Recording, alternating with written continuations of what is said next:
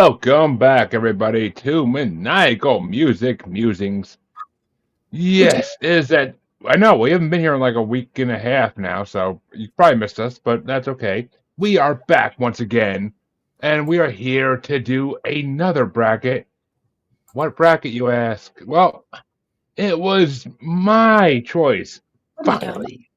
Oh. Finally, it was my choice to pick a bracket, and I've been looking at this bracket for months and months. Like, I wish somebody would pick this, and I'm like, screw it, I'll pick it. It's finally my turn. I'll fucking pick this bracket. And I was not disappointed listening to the first playlist for this bracket. That's right, folks. It's time for the Ranker Top 79 Doo Wop Songs Bracket Part 1. We're going back in time to a simpler time with songs about... Nope, didn't work. Pretty much the same thing in every song, but we'll get to that. We'll get to that. Let me introduce my guests, of course. Joining us once again, or no, you recognize all four of these probably. But being joined by first are CJ playing the music out himself. Yo, what up? Oh, okay. It worked on you. And of course, we are being joined by someone who's been by my side for the last year and a half now. My co-host from the Asylum with Harley and Joker, Miss Harley Quinn herself. Hello, everyone. Hello. Hello, Harley. And of course, they've been on most of my brackets lately, and we love it. So, welcome back, Lisa and Phil from Yaha Podcast. Howdy. Hello. And folks, that's right. In this first part, we are breaking down, if I can do my math right, 48 of the top doo-wop songs of all time. I mean, you might ask me, Jeremy, why the fuck would you pick doo-wop when you weren't even born for 30 years after it was over? Well, folks, I grew up watching Whose Lines Is It Anyway? And Whose Lines Is It Anyway used to do a great skit called The Three-Headed Monster, where they would make up doo-wop songs on the point. And it brought me so much laughter throughout my childhood, I actually learned to like doo-wop. So that's why I picked it, because you could thank Wayne Brady, Colin Mockery, and Ryan Stiles for it, but that's why I picked it. But folks, let's get this show on the road. The order you see him on screen is the order they're going, mostly. I mean, Lisa and Phil are backwards, but that's okay. But... well, we've got ours in order by artist. Okay. Yep. That makes sense in this one, because there's a lot of the same artist. But CJ gets to start this one off, though. And this first matchup I don't like. I don't like it at all, but we'll see what everybody else thinks. CJ, it's the lowest ranked song in this bracket. Number 79 ranked, What's the Ugliest Part of Your Body by Frank Zappa from 1968. Going against number 40 ranked, Twilight Time by the Platters from 1958. I'm going with the Platters. Zappa has no business being in a doo-wop. Well, not this song. Not for any song. I'm sorry. Frank Zappa is not a doo-wop artist. Oh, see, this is why I want Aaron on the fucking podcast. Just saying. Because he would be having a conniption right now, I'm pretty sure. But trust me, I'm well versed in Frank Zappa, bro. I trust it. Fucking music god. When I think doo-wop, I think Sha Na Na. Sha Na Na. I was about to say. You grew up on what you said, Jeremy, but we grew up on Sha Na Na, the TV show. Yeah.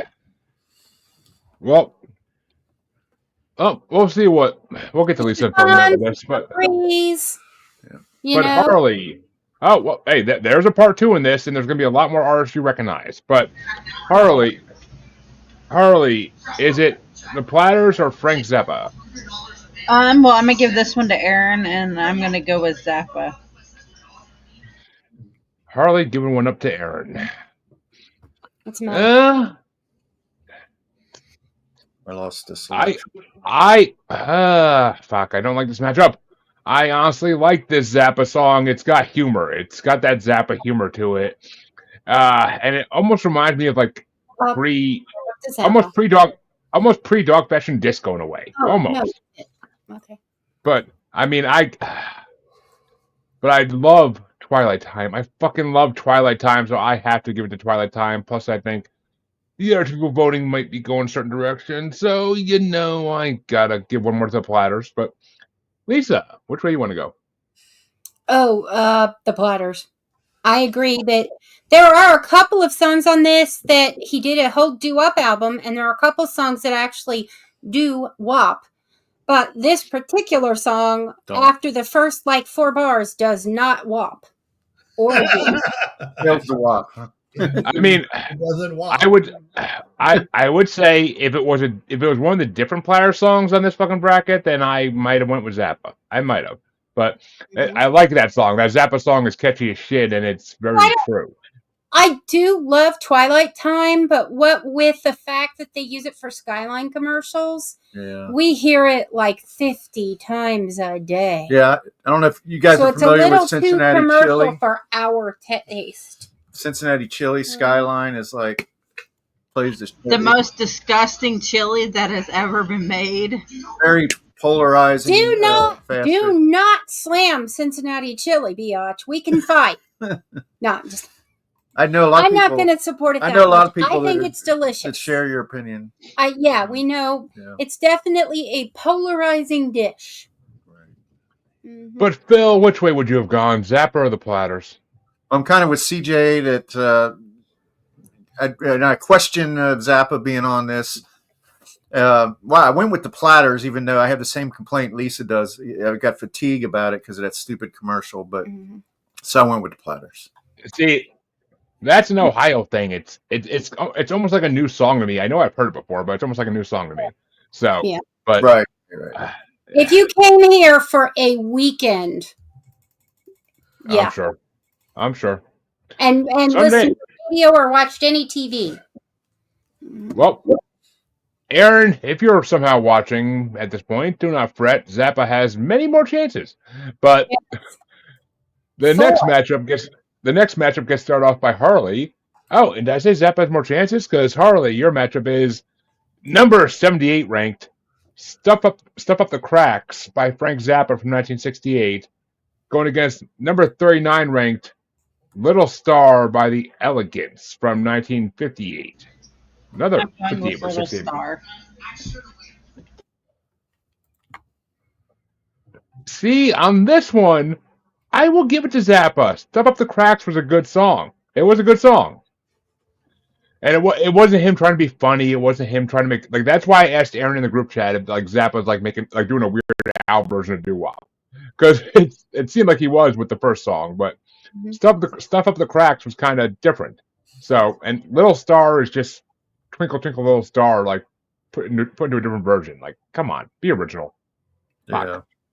So I'll give it to Stuff Up the Cracks because that's pretty funny. But which way you want to go, Lisa? Actually, Zappa. I found Little Star to be. I mean, it's something I could sing along to, but exactly, yeah. It didn't really wop my do. It's not one. Yeah, it's just not one of those. It's not one of the catchy ones. I feel like Phil said, a record producer almost wrote it and just said, here, sing this. Yeah. But I mean, he's like, here's a children's nursery rhyme. Let's make a doo wop song out of it. Here you go. But Phil, which way you want to go on this one? I'm going with. I didn't eliminate songs that I like based on the fact that I didn't think they belonged in the doo wop category, so I went with Zappa because I really like that cut. I thought it was pretty doo-woppy. It was. I mean, it had, but it had guitar. It had the guitar right work beat in it and stuff like that later. It had that doo-wop beat. Yeah. The Elegance, a little standard, little puppy lovey standard. As I'll get to later in a later song, I do not think guitar work disqualifies any songs in this bracket by any means. So, as I'll get to in a song in the other half of this bracket, I'm pretty sure. But CJ, is it Stuff Up the Cracks or Little Star? Little Star. Well, Zappa actually gets through on this one, and he has a chance in round 2. Will he get another chance in round 2? We'll see. But that means I get to start the next matchup.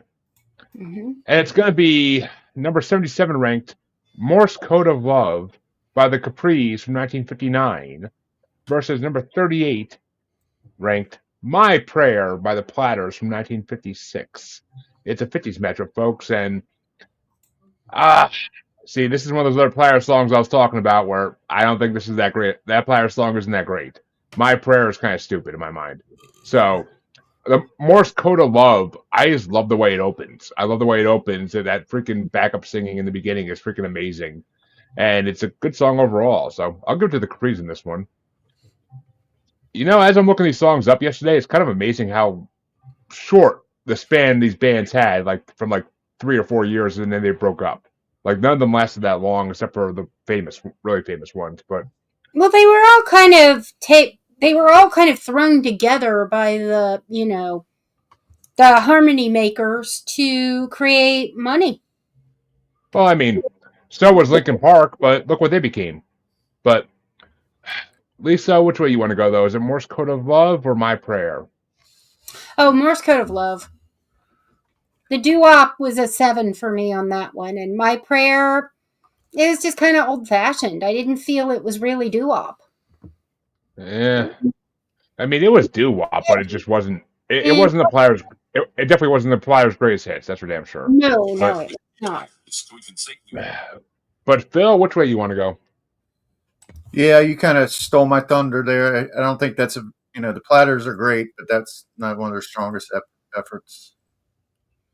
It's funny that the lower ranked freaking Player song moved on and this one's not. But the same thing happened to Zappa though. So, but which way you want to go, CJ? Morse Code of Love or My Prayer? Hold on. What did I have here? Praise, and who was the other one? The Platters, yeah, Morse Code of Love is what I had. And Harley finish us off.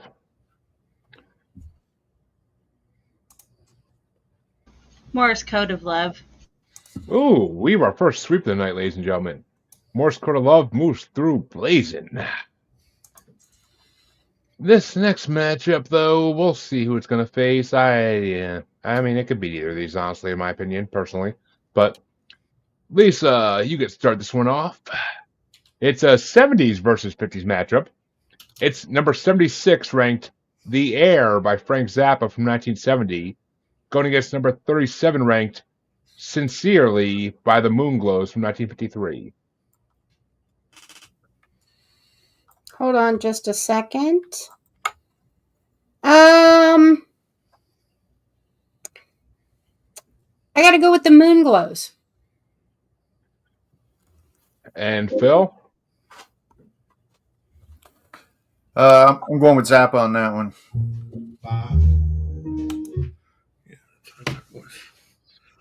And CJ? Moonglows. Taking the anti-Zappa phase through the end of it. No, I love Zappa, but none of these songs were, ones that I get it. Now, if we're talking Titties and Beer or Strictly Commercial or anything like that, then yeah, I'd vote Zappa all day. I mean, Bobby Brown. I was trying to think all day. Lisa and Phil, or Harley, you were there too. What song did Aaron put in the Rolling Stone participant bracket for Zappa? Wasn't it El Dorado or something like that? I think so. Yeah, I think That sounds reasonable. that sounds right. I glanced at it, but I just kind of didn't absorb it. Yeah. I think it was El Dorado. That Zappa song is fucking original as shit, and it had me fucking like cracking up the whole song. So, I mean, Zappa. I was thinking the other day, I'm like, I got to put together a Zappa bracket just to make Aaron sweat. I got to put together a Zappa bracket, but yeah. Well, hopefully attend. yeah, I think I'll put it together and put it in the list so if he ever actually comes back on and picks a bracket, he'll have a choice for it. But Harley, is it Zappa or Moonglows? This one's actually pretty close. It's Zappa. Fuck, giving me the tiebreaker. Mm-hmm. Beautiful. What's your bracket? See, here's the thing. Sincerely by the Moon Glows is actually an amazing song. I enjoyed the hell out of that one. I've been listening to this playlist for a fucking week, so I have all these songs in my head nonstop. But the air, it kind of reminds me of Chloroform Girl by Polka Dot Cadaver. It kind of has that like dark feel to it, like there's a dark meaning behind the song. So I gotta go with the dark part of me has to love the air, because as the air leaves your mouth, it has that it has a dark tone. It has a dark tone, and I fucking love it. Oh, Polka Dot Cadaver, you can tell they're heavily influenced by Zappa. oh yeah, Dog Fashion Disco / Polka Dot Cadaver, definitely Zappa, Mr. Bungle, like all those are their influences. But that means Phil finally gets his chance to go first. And oh gee, look who's back in this one. We're going 60s versus 50s in this one. It's number 75 ranked Go Cry on Somebody Else's Shoulder by Frank Zappa from 1966. Jesus Christ. Versus, well, there's a lot of Zappa, but they're all the lowest ranked songs. And it's going against number 36 ranked G by the Crows from 1953.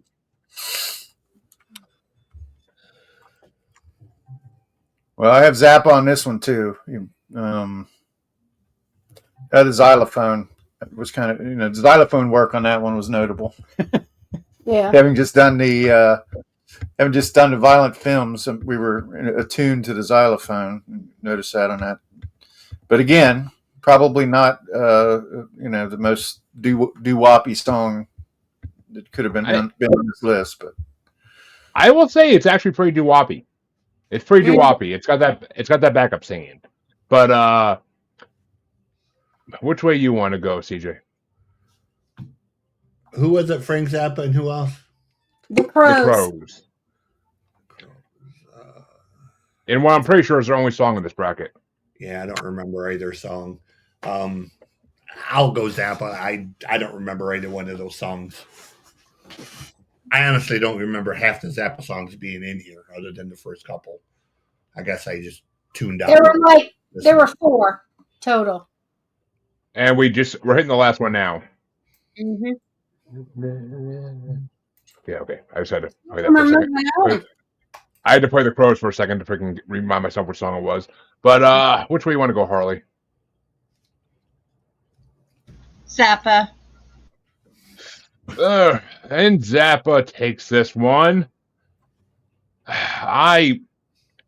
Cry on Somebody Else's Shoulder is a good song. It's a good song. I like it, but the Crows blew me away. Just the way that song opens, the do like it's 50s. It's doo-wop. Like it's pure doo-wop. But it's a losing effort on my part. But Lisa, which way would you have gone? I gotta go Zappa. I will say that I feel the spoken word parts are choice. But I still like it better than the Crow song. Mm-hmm.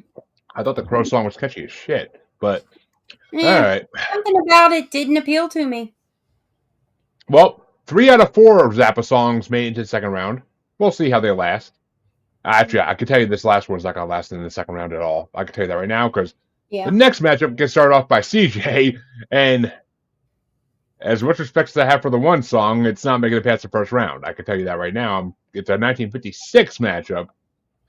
It's number 74 ranked White Port Lemon Juice, WPLJ, by the Four Deuces from 1956.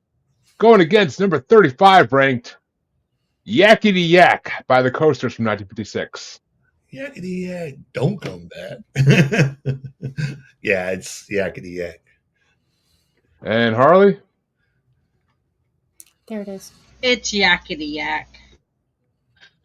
Yeah, I mean, I'm not gonna lie. White Port Lemon Juice, I want to try that actually and see if it's actually a good drink.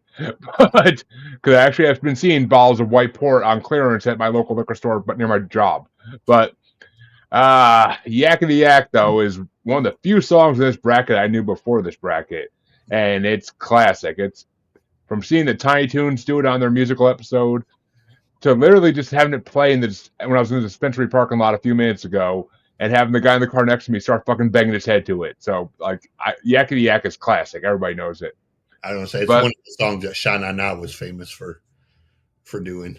Bowser did the Yakkety Yak, don't come back. Right. They played Woodstock. That was unbelievable. If you Phil will know, if you grew up in that area, there were two people you wanted to be. You wanted to be Fonzie or you wanted to be Bowser. Oh yeah, absolutely.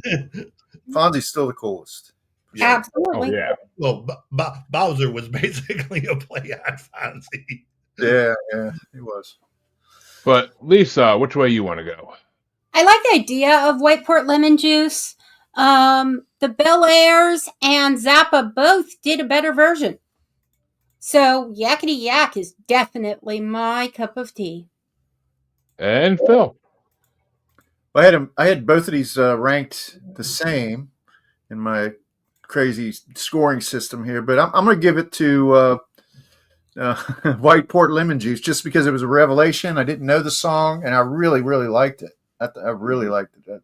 The sax, the blues. Well, I mean, the Four Deuces is one of those bands that only lasted like 3 years, and that was their only hit. But I was looking into them yesterday a little bit, but okay. I kind of saw that being a sweep, but either way, Yakkety Yak is moving on, obviously. Right. This next one I could see possibly being a sweep too, possibly. But it's going to get started off by Harley. It's number 73 ranked, The Wind by the Jesters from 1959. Going against number 34 ranked, Rock and Roll Is Here to Stay by Danny and the Juniors from 1957. Danny and the Juniors. Rock and Roll Is Here to Stay is one of the other songs I actually knew from the get-go in this. Well, So I gotta go with it. The Wind is not a bad song. I could see the intro to it being like a rap intro, almost. Like I could see like that deep monotone like note in the beginning becoming like the beginning of a rap song. But other than that, after that, it kind of dies out and gets boring. But Rock and Roll Is Here to Stay is classic, so I'll go with that. But which way you want to go, Lisa? I gotta go Rock and Roll Is Here to Stay as well.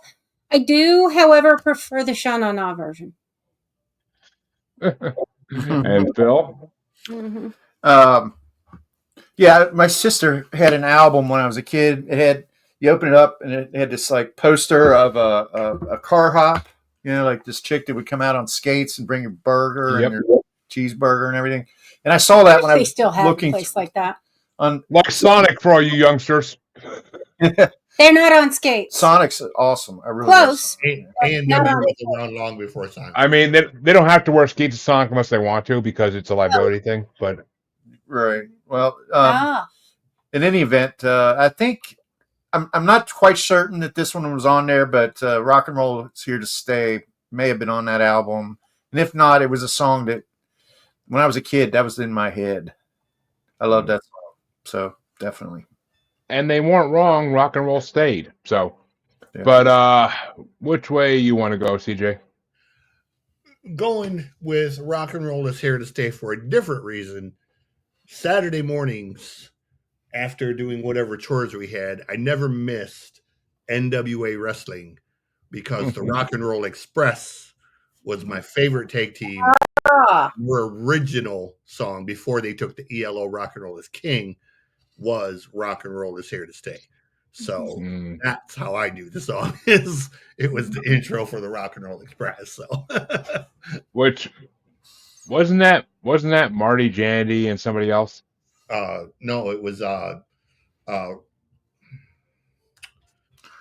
Ricky Morton and Robert Gibson. You're thinking of the Rockers with Marty Jannetty and I see. I thought it was like one that Marty Jannetty had before the Shawn Michaels thing, but no, that was the pretty Rock. wrong. All right. Well, Rock Express is still around and still wrestling. Actually, their sons are a tag team now. So the second generation. I mean, NWA, that's bringing it back a fucking minute for wrestling. Yeah, that's what I said. It was, New World Order, or what? No, what was it? NWA? National Wrestling Association. Oh, okay. National Wrestling Alliance. Yeah. It was Uh, NWA got bought by WCW, but The wind lost. it became territorial, so it's still around today. It's actually owned by Billy Corgan now. Did you see the movie? Did you guys see the movie about Mildred Burke? Yeah, No. That was awesome. That was really my buddy did all the sound and the music for it. Yeah. I mean, Oh, cool. it was a little, it was nostalgic and everything. You know, it was a little, Mhm. but it was really enjoyable. It was really good. And I thought it glossed over some of the abuse and negatives. But, you can only do so much in 2 hours. And she's like a major, I mean, she really was the like original female grappler. Mm-hmm. Yeah. I had to go see it just based on the fact Walton Goggins was in it. So, Yeah, oh yeah. He's in everything these days. Right. And he should be. God damn it! Oh, he's killing it. He's good in everything he does. He's good. He is. I just wonder if some of the stuff you see in Righteous Gemstones is actually him. Yeah, right. Be forewarned if Because you're he's going to watch the naked a Righteous lot. Gemstones. Yeah. Okay. Well, folks, the next matchup gets started off by me, and I'm actually really happy I can start this one off. I really am. That's still one of the greatest lines on the TV show. What? Who wants to suck an old man's dick? But this matchup, folks, is the newest song in this part of the bracket. It's 2000s versus 50s. It's number 72 ranked, The Wanderer by Johnny Cash and U2 from 2000, going against number 33 ranked, Ramalama Ding Dong by the Edsels from 1958. And yeah, I am not the biggest Cash fan, and I am definitely a hater of U2. So it got to a point where I started skipping that song every time it came up in my fucking playlist. But I got to go with the classic. Who doesn't know Ramalama Ding Dong? Like, who the fuck doesn't know that song? Like, that song is classic. I got to go with Ramalama Ding Dong. But which way you want to go, Lisa? Ramalama Ding Dong or The Wanderer? Oh, definitely Ramalama Ding Dong. The Wanderer is not in any way doo-wop. At all. I agree. It's not a bad in any way, but it's not doo-wop. Oh, it's fucking U2. I can fucking never hear that song again and be happy. But Phil, which way you want to go? Well, I love Cash, so and like I said, I wasn't I also have problems with this showing up in a doo-wop list, but I'm still going to pick that over Ramalama Ding Dong. Blame Ranker. Don't blame me. But CJ, which way you want to go, CJ? They have the wrong Ding Dong song in here. Yeah. There should have been Who Put the Bomb in the Bomb Shabba. Yeah, right. No, I'm with you, Jeremy. I am anti U2 to my very soul. So it's definitely Ramalama Ding Dong. I didn't even have to listen to it. I just was like, yeah, They lost me when they took over my iPhone. I was like, fuck that. I hated them long before that. Which, I mean, South Park said it best. Bono is the biggest piece of shit ever shat out in this world. So, yeah. But, Harley, which way would you have gone?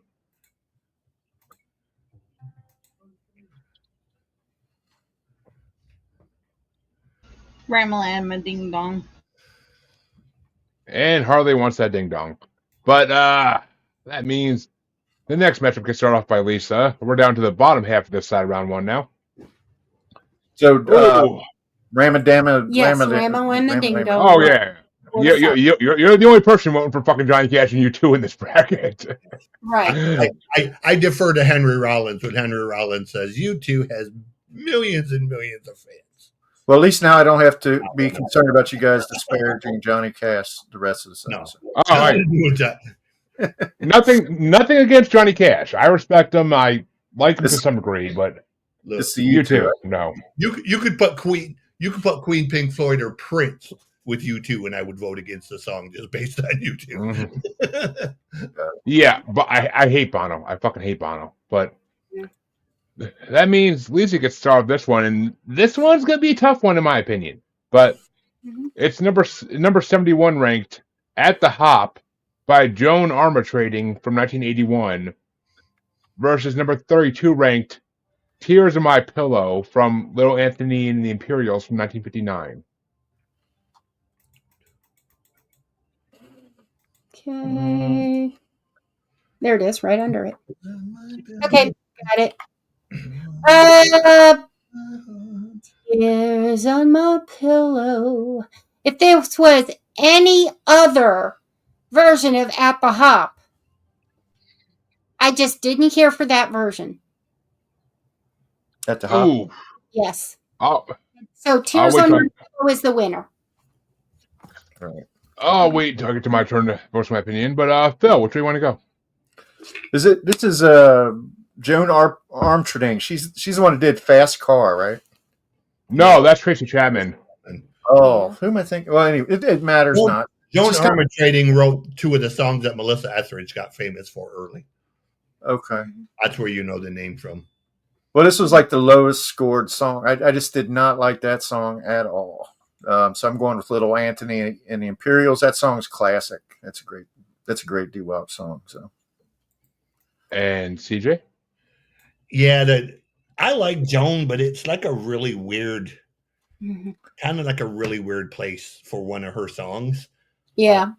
So, and there are three people in doo wop who I put on a pedestal above, like miles above everyone else, and that's Frankie Lyman, Frankie Valli, and Dio. The guy who was singing this Tears on My Pillow. Little Anthony. Little Anthony. I'm sorry. My brain just went completely. And funny you say that, CJ, because the two that are not in this part are in the next part. So I fucking idolize Frankie Valli, man. Like there's something about Frankie that just Jersey boys, man. Jersey boys. He was still touring, but I think they stopped the tour. He had been touring up to just he's fucking 94 and still touring, man. Like, right. The guy's like. We look at Mickey Dolenz. I mean, for God's sakes, how many rehabs did he do? And he's the one that's still alive and touring and perfectly mentally capable. Yeah. Kind of amazing. Bill Burr went and saw him and gave a review. It said he was really good all the way up Little Anthony? Like a month ago. Or Frankie Lyman. Frankie Valli. Yeah. Oh, We saw him, I think, last summer, and he can't sing every song, but for what he did at 94 years old, he sounded freaking phenomenal. And I'm like, I mean, I was blown away. The fact that they remember the lyrics, it's like, wow, because I can barely remember what I said 5 minutes ago. it's the fact that their voices still hold up too. Not everybody's. Look at Ozzy still fucking touring, and he can't speak for shit, but when he sings, he can sing perfectly. He's the one that blows me away. You know, like he can barely walk, barely talk, but he starts singing, man, and it's just freaking crystal clear. It's just fucking core memory. It's what it is. It's the core memory of what he does. So yeah. Well, when we saw Black Sabbath, like in 2017, that was like the tightest concert I've ever heard. It was a real tight set. It was like an hour and a half, and everything just sounded fucking awesome, like crystal clear. I saw what's his name, Frankie Avalon. I saw him back in the. Frankie's another one that's fucking phenomenal. I saw him at a live performance of Grease back in the late 2000s, and he got at the end of the show. He got on the stage and he sat down in the front of the stage and just started singing. I'm like, this dude's old as shit. And he's still singing his songs. Like Jesus. It's the reason I love doo wop, man. It's timeless and classic, and it was an era when you really had to. And you didn't even know he was there. Like you didn't even know he was going to be there. It was just like a small production of Grease, like up in Schenectady, New York. And like they were touring, but they didn't advertise Frankie Avalon was part of the cast. And then like when High School Dropout started, he just walked out and it was just like, holy shit. Oh, that's Hey, cool. Frankie Avalon. Or Yeah. Abuse School Dropout, whatever. But still. Yeah, But still. Harley, is it At the Hop or Tears on My Pillow? Tears on My Pillow. Oh, there will be. But see, okay. Here's the fucking thing. Tears on My Pillow is incredible. I'm not gonna lie. It's an incredible song. But this version of At the Hop, I hated it at first. I fucking hated it at first. Like, but Still hate. the guitar grew on me. The guitar grew on me, and I know it's her, Joan, playing the guitar. So I was like, oh my god, this is like a earlier version of Tracy Chapman in a way. Because I like Tracy Chapman since Chance introduced me to her. Like, so I mean, I was like, I gotta give it to Joan. Fucking At the Hop is a good song, and her guitar work is incredible, especially for those days. No, is it? I'm pretty sure it's her playing the guitar because it shows her on the fucking album cover with a guitar. Oh, it was At the Hop she did. I guess I didn't realize that's what that was.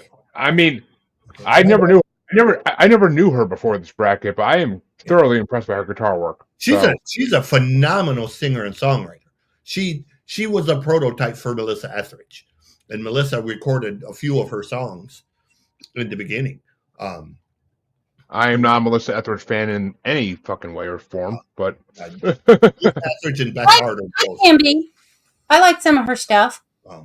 No, I mean, okay, I'm sure there's a song she does I know from like stores and stuff that I like, but I don't know her by name like that. I don't know a song she does off the top of my head, but I love that Bring Me Some Water song. That has so much freaking fire in it. Somebody bring me some water. I don't know. I mean, I'm a fan of Celine Dion and fucking Sheryl Crow, but I don't know Melissa Etheridge from a Hole in the Wall. But that means that Tears on My Pillow will move on, and Phil gets to start this one off. This should be an easy one, but we'll see. It's a 50s versus 60s matchup. It's number 70. Please Say You Want Me by the Schoolboys from 1957 versus number 31 ranked He's So Fine by the Chiffons from 1963.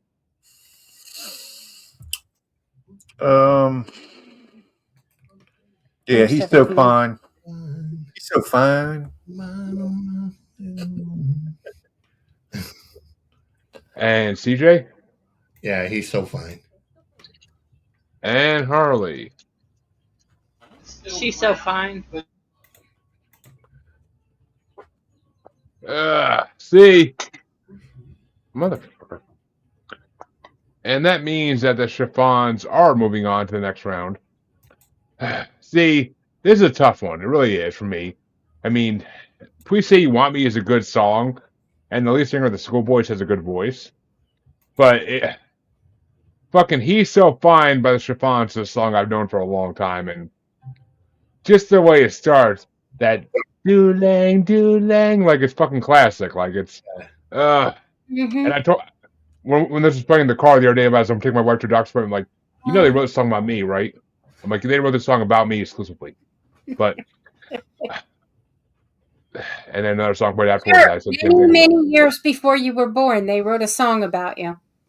I was prophesized. But, so thinks he was too, so, you know. I mean, I'll write another song about I'll put another vote to He's So Fine, but Lisa, are we having a sweep here, or are you going to give one to the Schoolboys? Call it a sweep. I mean, the Schoolboys, it's a good song. They're an obvious Jackson 5 kind of thing. Well, 20 years prior, but yeah. Oh, really? Okay, well, then the Jackson 5 are probably based on, it's definitely got that Jackson 5 vibe, and it's a good song, but... I mean, that song came out... Just so fine. I mean, I don't know my Jackson 5 years exactly, but that song came out in '57, so it's like around 20 years difference. But Yeah, I'm pretty sure Michael Jackson was still a sperm at that point. right. I'm pretty sure Joe Jackson was a boy at that point. But yeah, chiffons move on, and the next matchup gets started off by CJ, and it's ironically enough, number 69 ranked 60-Minute Man by Billy Ward and the Dominoes from 1951 versus number 30 ranked There Goes My Baby by the Drifters from 1959. Yeah, the Drifters. I hate that 60-minute man song. That song is terrible. And Harley? Yep. See, this is not one of the Drifter songs I will vote for.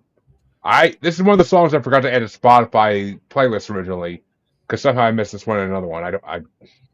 I must have just missed them. But I listened to it a couple times over the last couple days, and I'm not impressed by that Drifter song really at all. 60-Minute Man, that's another song I said to my wife. I'm like, yeah, they wrote this about me too, to say no. But It says minutes, not seconds. that's my wife. That's what my wife said. But That's what she said. Exactly. Exactly. That literally is what she said. But and then I threatened to throw her out of the car. But yeah, I mean, 15 minutes of kissing, 15 minutes of touching, 15 minutes of squeezing, and then 15 minutes of you blowing my head. Fuck yeah. Or blowing my top, whatever the fuck they say. But yeah, that is as dirty as a fucking song as you can make in 1951. Like 100%. So my vote is going to 60-Minute Man because I fucking love that song. It's in my like list on Spotify. A lot of these songs are, but this is on my like list on Spotify now. But which way you want to go, Lisa? I like a man who's got the courage to let you dance with other people as long as you leave with him. So, and also, that's not this matchup. That's not this matchup. I thought it was Save the Last Dance for Me. That's the one, Philip. That's the only one we've got on this list. No. Right here. Oh. Okay. 60-Minute Man. And what's the other song? There Goes My Baby by the Drifters. Okay, it's not on Oh, here. I had the wrong. Oh, was that one of the ones you added, Jeremy? Yes, that's one of the ones I added late because I didn't realize it wasn't on there until I was doing the years yesterday. You know what? 60-Minute Man doesn't really push my buttons, so I think I'm going to go with, even though I didn't listen to it, I'm going to go with There Goes My Baby. Lisa, you don't like a 60-Minute Man? Come on now. There's very few of those. I mean, there's plenty of women that be like tapping their watch at that point, I'm long enough. And I don't think you're going to find a lot of women that want to do it for that long because, no, it's a lot. I mean, I will say Billy Ward likes the foreplay. Billy Ward likes the foreplay. But Phil, which way you want to go? I like 60-Minute Man. I think I think that was hit back again. I think that was used when Nuke LaLoosh was doing. Just type the Drifters. Susan Sarandon and Bull Durham. So I don't know. So that was it. Kind of imprinted me. I thought that was. I like 60-Minute Man. There you go. Mm-hmm. You and me, Phil. We're the dreamers that think we're the dreamers that think we're 60-Minute Man. But right. But so it killed off what? Or what lost? The Drifters moved on. The Drifters moved on with There Goes My Baby, even though it's a crappy Drifter song. But the next matchup though gets started off by Harley, and it's number 68 ranked. I'll Be Home by the Flamingos from 1956 versus number 29 ranked There's a Moon Out Tonight by the Capris from 1959. Okay. There's a moon out. Yeah. Moon Out. There's another Flamingo song in this bracket that I fucking love, and it was in the Rolling Stone Top 500. I mean, that's why I know it. But I love that other song.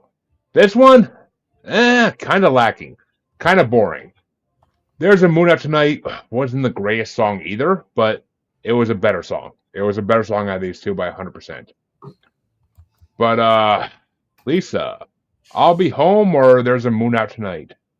Oh, definitely There's a Moon Out Tonight. You know, if I knew about this song when I was a kid, all the times I mooned the neighborhood girls when I was a kid, I would have fucking had the song playing. And it's funny because that song came out when my parents were born. But a lot of these songs came out the year my parents were born. That's the funniest fucking thing about this is I'm listening to music that is older than my parents, for fuck's sake. But, Right. well, same on the asylum with the 50s Billboard brackets. But which way you want to go, Phil? Capris or Flamingos? Well, a lot of these songs, when I think about it, my mom was like really musical. She was like the most musical person in my life when I was a kid. She would listen. That's where a lot of my appreciation for this shit comes from. Mm-hmm. But I'm gonna go with the Capris. And CJ, do we have a sweep or are you going with Flamingos? Yes, the Caprice. Which means There's a Moon Out Tonight moves on, and we are officially done with the first half of round one. And hey, Jesus. I knew it was gonna be a long one. But This is a long one. it's gonna go fast in the next round, in the next half of this round, pretty sure, because it's a lot of familiar ones in this other side. But like this next one, which is gonna get started off by me. And this is easy. 50s versus 60s. It's number 59 ranked 10 Commandments of Love by the Moonglows from 1953. Or number 20 ranked The Lion Sleeps Tonight by the Tokens from 1961.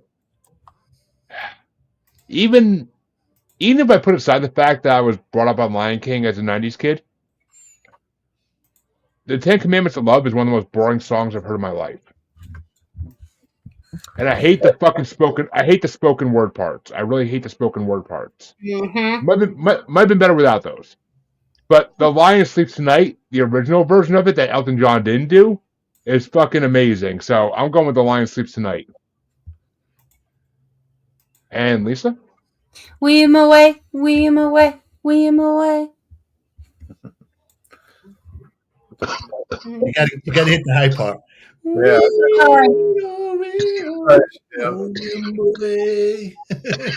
I've been smoking for too long to hit the high notes anymore.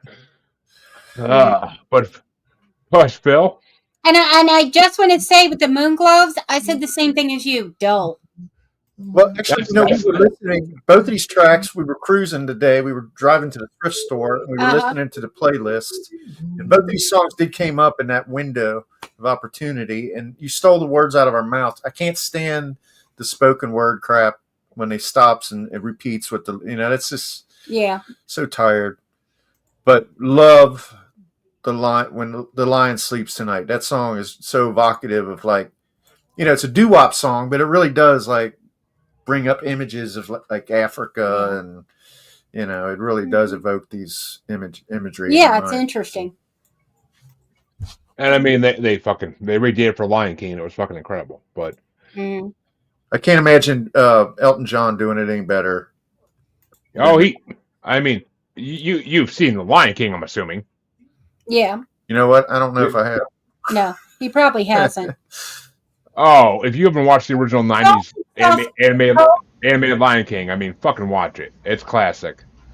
He won't watch anime, let alone animated. Well, I mean, no, animated is better than anime. Anime is different than animated.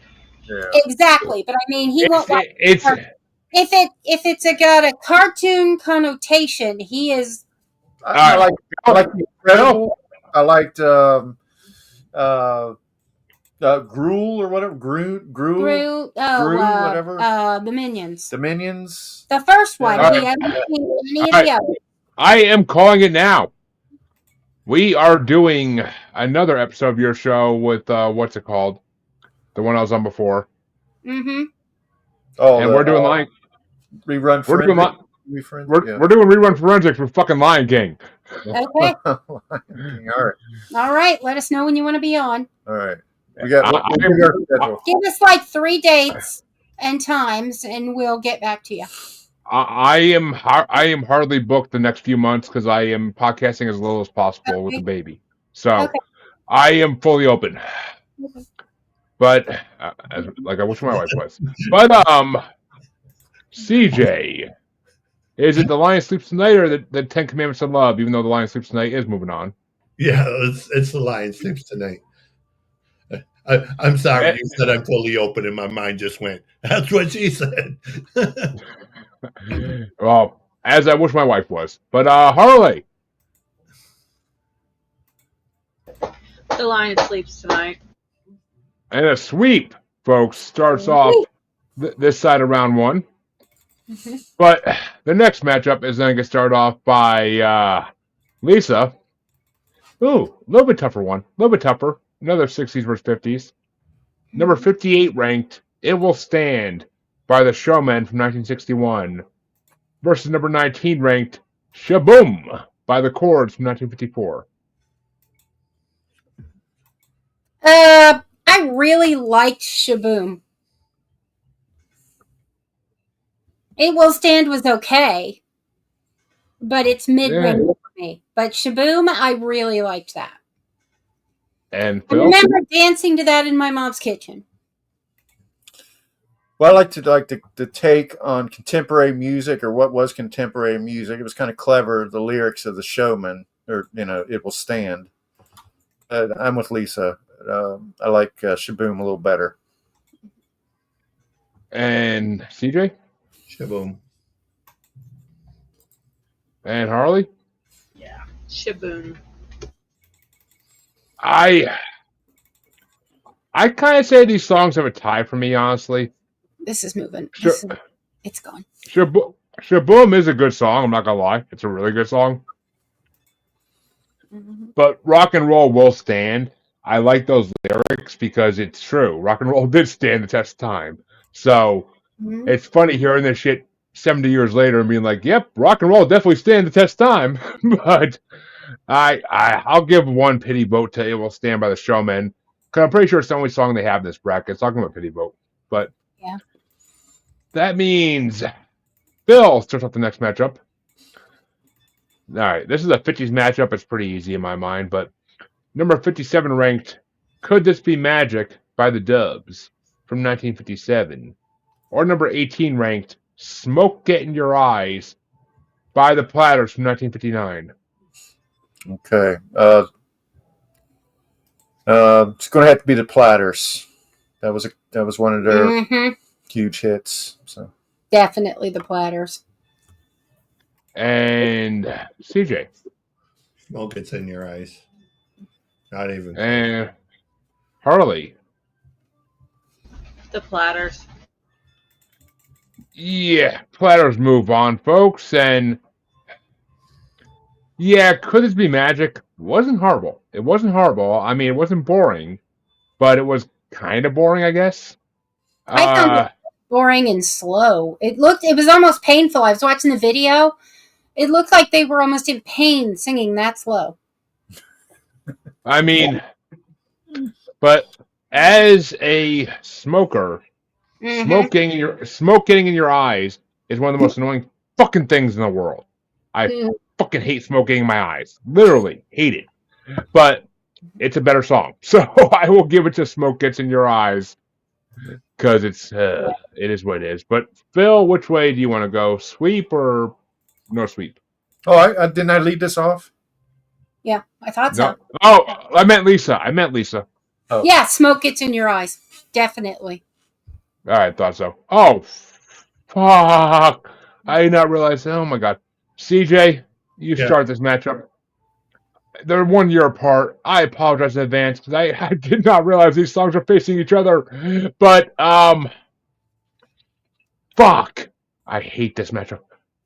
Number 56 ranked, Love Potion number 9 by the Clovers from 1960. Or number 17 ranked, Runaround Sue by Dion DiMucci from 1961. Uh, Hmm. I Yeah, that's hate this tough. matchup. I'm gonna go with Runaround Sue because I actually live not that far from the house that song was written in here near Battle Creek, and Love Potion number 9. It's a cool song, but I don't know. It's it's got that spoken word shit in it in some parts, Right? I'll get to that. I'll get to that. But and Harley, which way you want to go? Love Potion number 9. All right. Here's the thing. Love Potion number 9 is fucking classic. But this is I took the version off their greatest hits, and they had that spoken word part in the beginning, where it's like, why would you put that in a track? Like, what are you trying to prove? What are you trying to do? Like, I don't understand it for the life of me. But here's the other thing, and I want Lisa and Phil on camera for this. Okay. Hold on. All right. If somebody can guess the movie I learned to love Runaround Sue in when I was a kid, I will give them the pick of the next bracket, and I'll fuck the wheel. Okay, that's a bargain you can't refuse, I guess. Any idea? Um, And I'm telling you, it's not an easy. It's not an easy answer. It's not an easy answer because this movie is pretty much unknown nowadays. All Hail Rock and Roll. I don't know what the fuck movie that is. it was in the Roadie movie. It was Nope. in- Nobody's gonna get it. I'm telling you right now, nobody's gonna fucking get it. Even gets my personality, nobody's gonna get it. For the serial killer. it was I've in seen that one, but no. I've seen that one, but no. It But was in Roadie. It was in I'll give 10 more seconds. It was in Harley. Any Eddie- guess? It was in Eddie and the Cruisers. Nope. It was I never heard of that movie either. What's the Madonna movie? Nope. Who's that girl? Harley, any guesses? What movie do I know? What movie did I fall in love with Runaround Sue in? Nope. Okay. My vote is for 100% Runaround Sue because of Little Big League. Ah. Oh, Little Big League. That was one of my favorite movies when I was like 6 or 7. That until to this day, it is one of my favorite movies of all time. A kid becoming the fucking owner of the Minnesota Twins because his grandfather died. I fucking actor who played it. Doesn't he make The himself actor- a pitcher? Doesn't he pitch or something? No. He No. pitched in Rookie of the Year. Okay. But Yeah, but that was where his arm was broken and he was a very hit him. Yeah. he was a very big actor in the 90s in a lot of baseball movies. Rookie of the Year, Little Big League, and A Kid in King Arthur's Court. He was very big into baseball movies in the 90s. But Right. also in the American Pie movies, and now he has his band that he tours with. He's a blues singer. who was he in American Pie?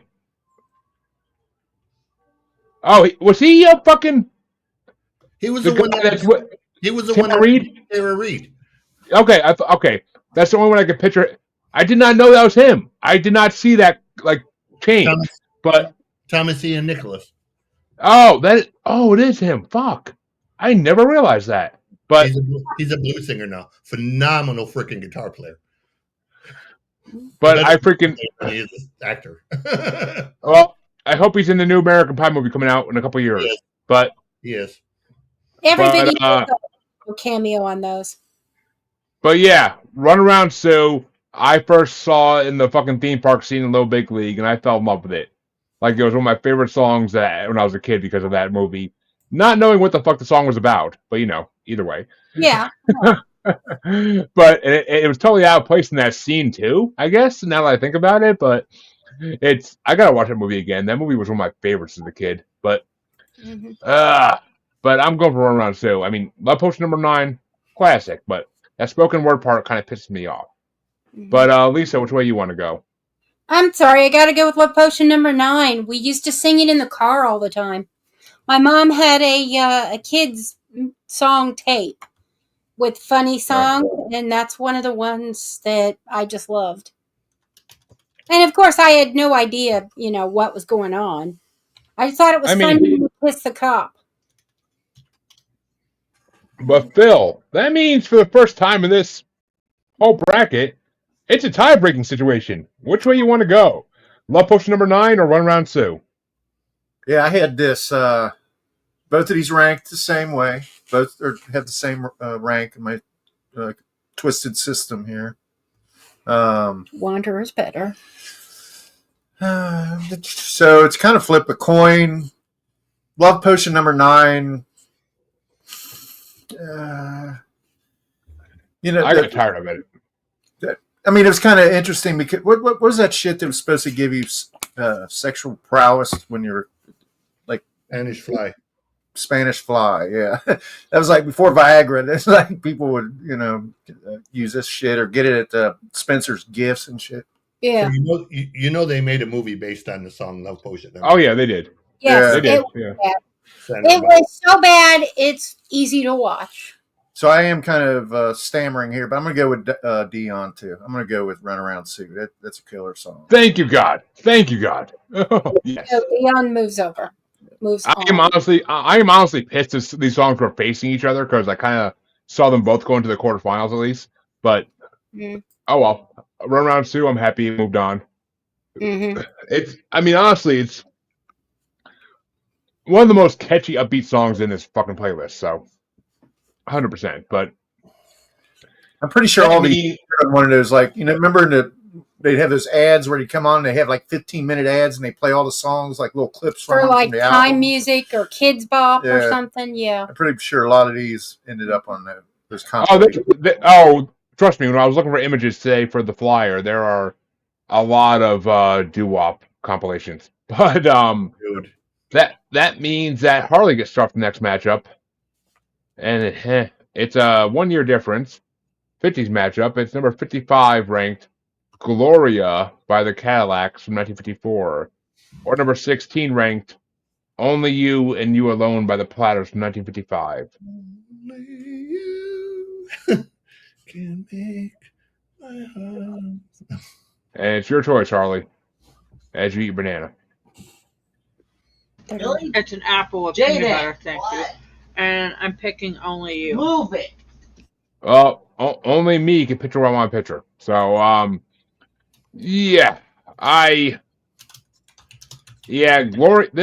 Gloria was boring as shit. I was hoping it would be like the early version of one of those other Gloria songs that we did in the Rolling Stones Top 500, but no, it was not. Only You is classic. Only You is classic, but and as CJ sung out that fucking high note is fucking amazing. But which way you want to go, Lisa? Done in. Only You. Yeah, only me, exactly. But Phil, which way you want to go? Only You. I hear that too much in my life. I swear to God. But CJ, we're gonna have a sweep here. Or you're gonna give one to Gloria. Oh, it's Only You. That was one of another sweep. We have another sweep, folks. I told you this side of the bracket be a little faster, but that means that I get started from the next matchup. Not thrilled about it. But it's only 1 year difference again, and we're basically going forward in time a little bit here. But number 54 ranked Life is But a Dream by the Harp Tones from 1955. Versus number 15 ranked Silhouettes by the Rays from 1956. I gotta give it to Life is But a Dream, because I mean, not only did Avenged Sevenfold use that name for a song later, and it was fucking done amazingly, but Life is But a Dream is a good song. Silhouettes, I kind of got tired of. I kind of got a little bit tired of it. It wasn't that great a song. It was too obvious. But which way you want to go, Lisa? I am going with the Harp Tones for sure. And Phil? Life is but a dream. Yeah. Remember Fonzie'd like blow on his and hit the jukebox? This is probably a song that he would trigger that way every once in a while. Life is but a dream. And that means Life is but a dream is moving on, but which way would you have gone, CJ?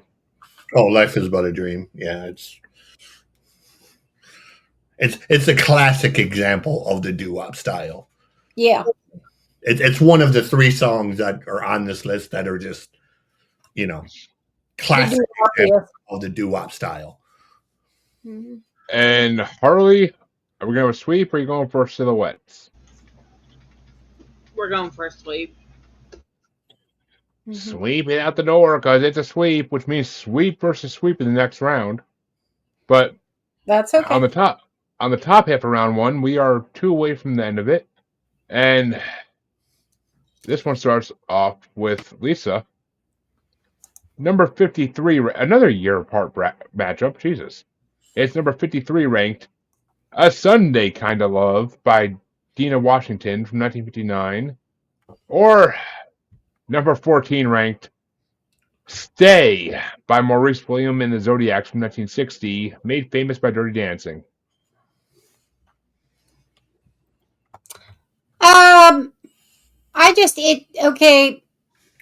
I need energy in a doo-wop, so I have to go with Maurice Williams and the Zodiacs.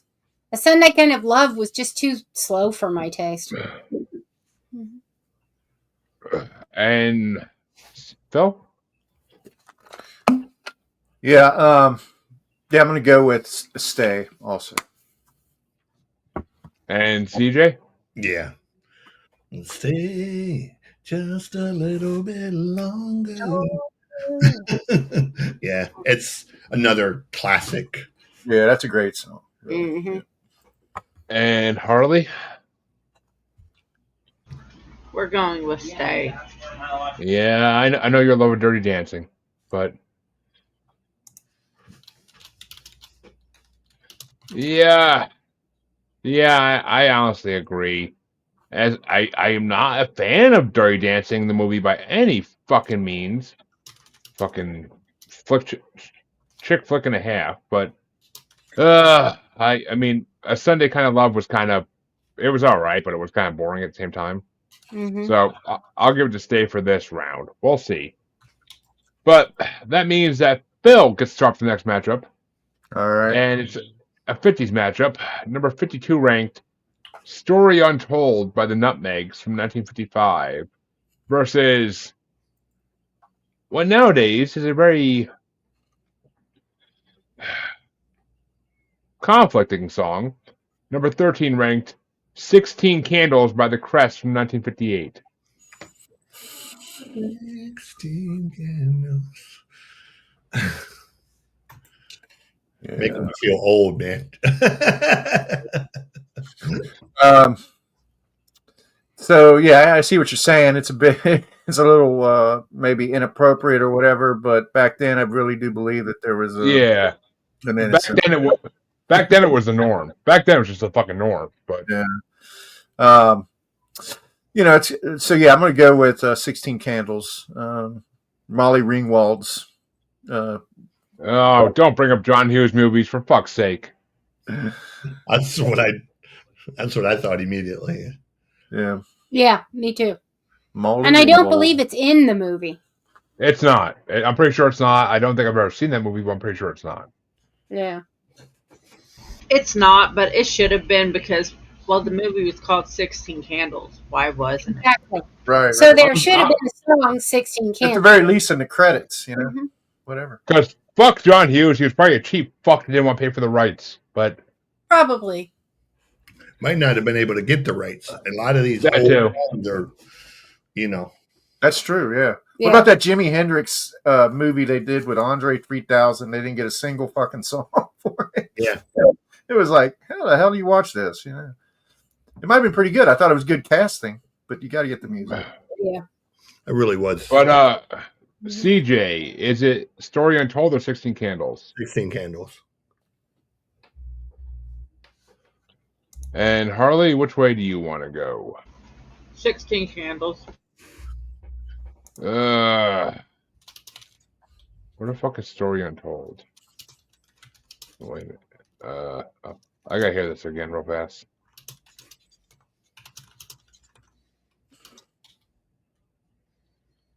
Oh, yeah, duh. Alright, even though 16 Candles is moving on, it's kinda, in this day and age, kinda pedo-ish. But, and I mean, if someone was coming to my daughter saying, "You're 16 now, I can't wait to take you out," I might have pulled a shotgun out, just saying. But I like Story Untold by the Nutmegs. It's a really good song, I think. I think it's pure doo-wop. So I gotta go with Story Untold. But which way you want to go, Lisa? I'm going to go with Story Untold as well.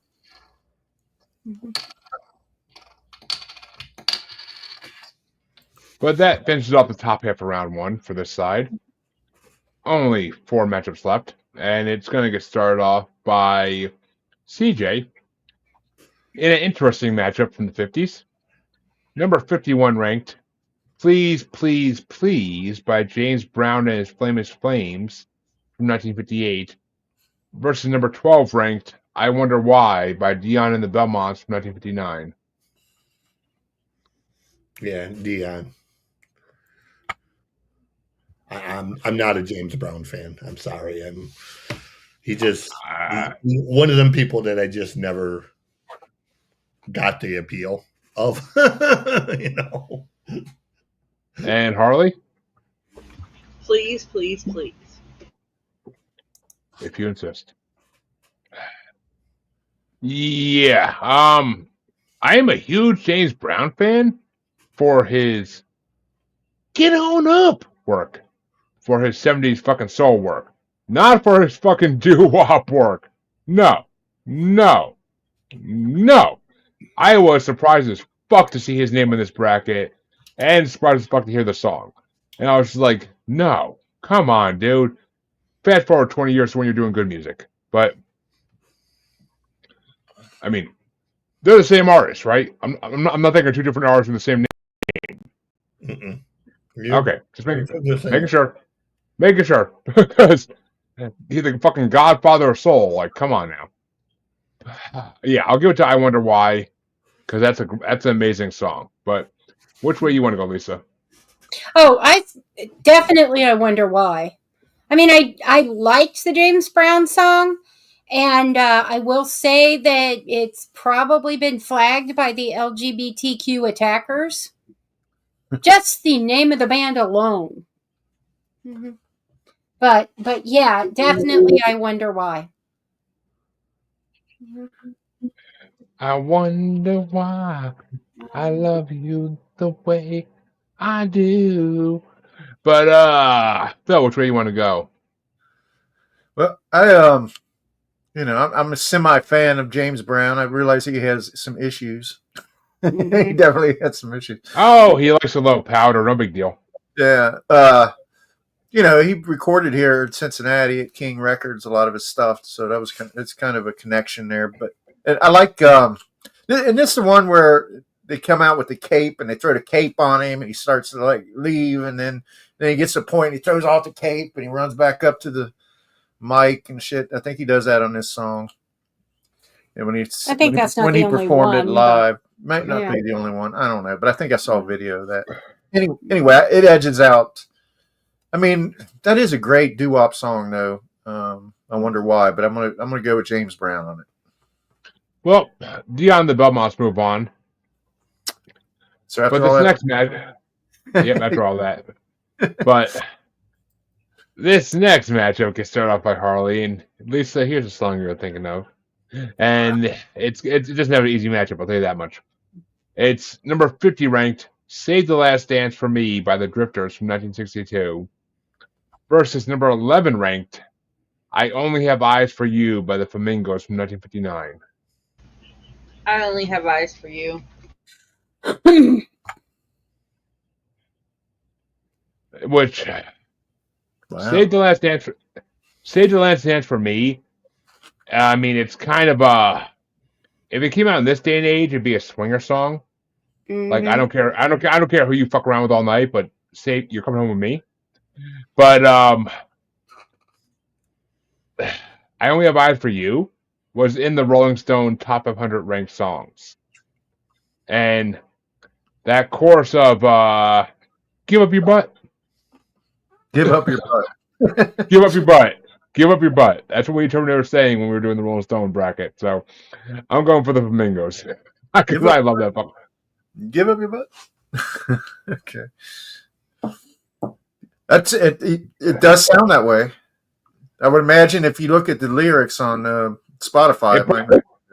If you look at their Spotify, I'm pretty sure it just says like "shut it up," like it doesn't even say a word, but it sounds like "give up your butt." So I'm going. I love that song though. That song's been in my like list for a long time since it was in the Rolling Stones bracket. So I gotta give it to the Flamingos. That was one of the few songs in this bracket I knew ahead of time.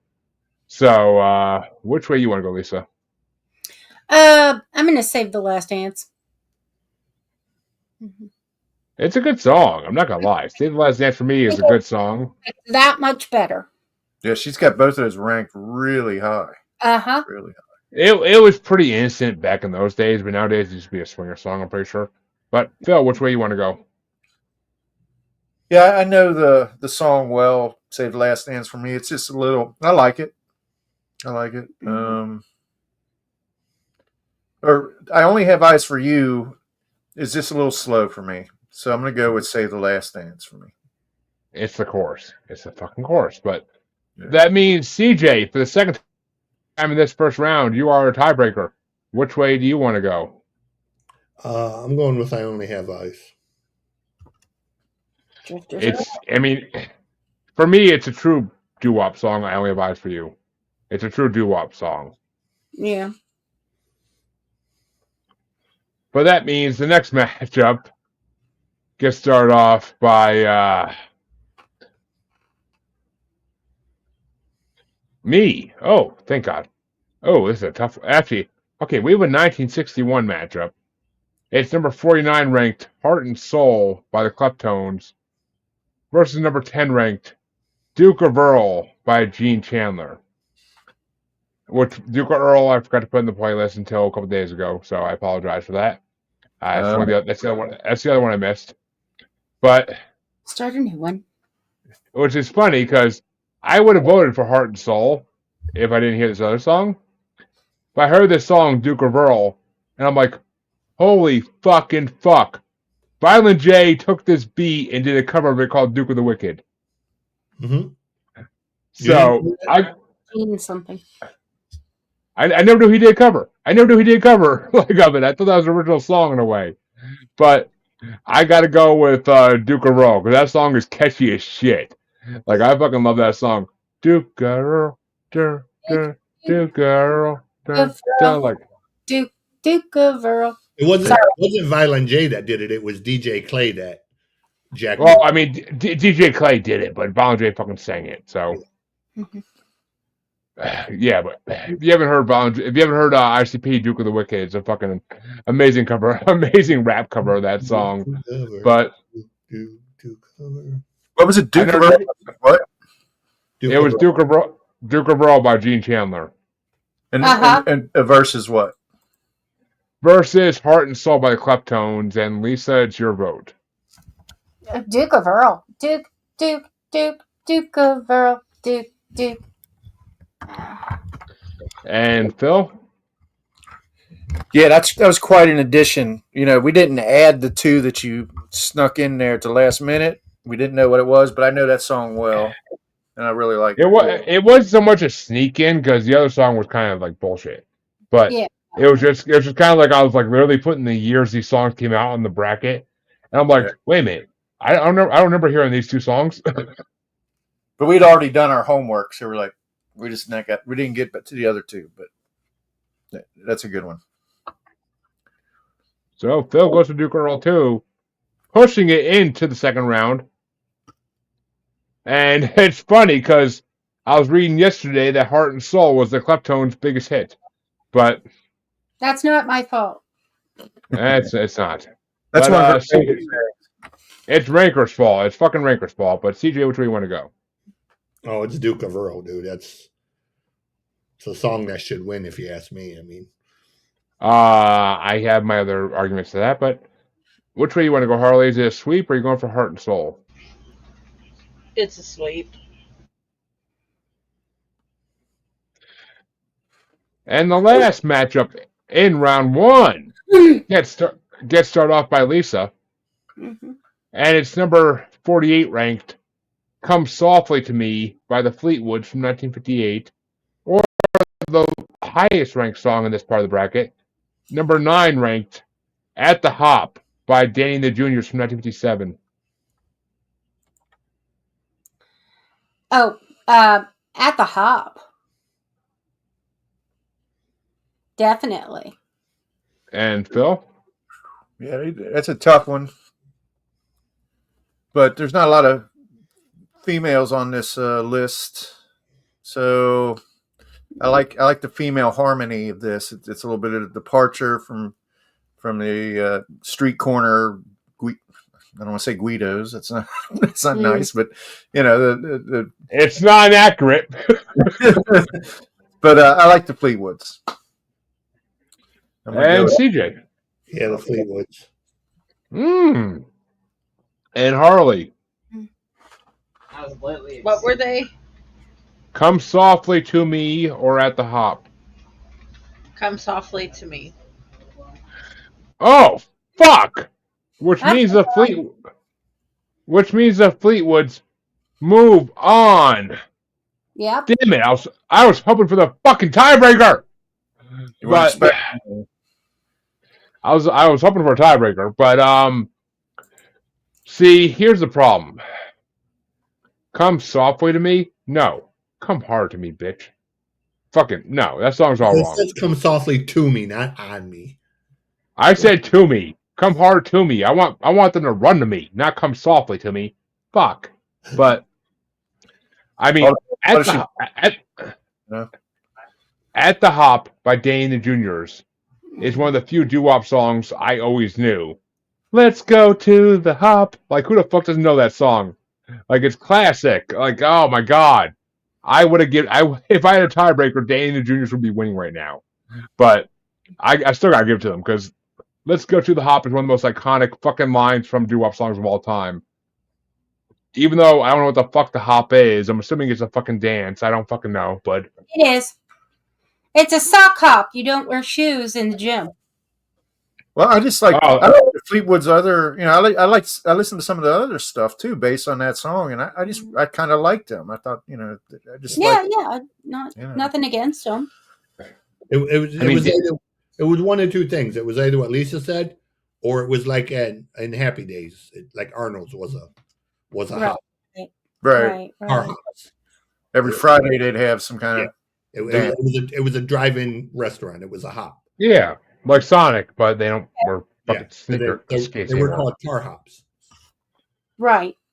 I think the one time I went to Sonic's, I actually said to the fucking waitress, I'm like, "Where's your skates?" But because I'm a dick. But time to go to round 2 finally, folks. And that means Lisa gets to start this one off. And it's going to be... Actually, no. Lisa started the last one off. It's going to be Phil. And it's Twilight Time by the Platters versus Stuff Up the Cracks by Frank Zappa. Oh, wow. That's a tough one for me. It's a tough one all around. It's a decade apart, but it's a tough one. Yeah. I have a feeling I'm going to lose out on this one, but I'm going to go with Zappa. And CJ? Not Zappa, yeah. That was a total chancy move. Not Zappa. But, Harley, which way you want to go? Zappa. Zappa. It's funny. I made up a 500 song Elvis bracket that I may just save for when Chancey finally returns to the show. Just to fuck with him for fucking 15 weeks. Oh my god. I am going to tear him apart with that one. But I gotta give it to the What was that? I said he'll be ready to go back if you do that. Tell me about it. He'll be back in the abyss before we know it. But I gotta go with the Platters in this one, honestly. Twilight Time is an amazing song. It's an amazing doo-wop song. Stuff Up the Cracks is alright, but it's not really doo-wop in my mind. But that also gives Lisa a tiebreaker, which I love a good tiebreaker. So Lisa, Twilight Time or Stuff Up the Cracks? I gotta go with Zappa on this one. The whole problem with Twilight Time for me.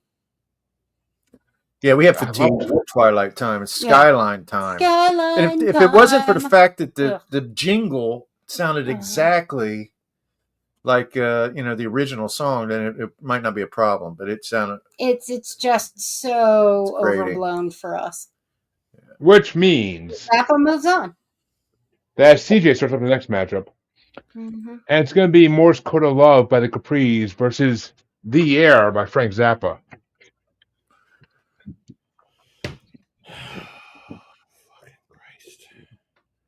I don't care. Flip a coin. Neither one of these songs really appeals to me. So, well, CJ, put it this way: do you want it to be Zappa versus Zappa, or do you want to give it a little opposition?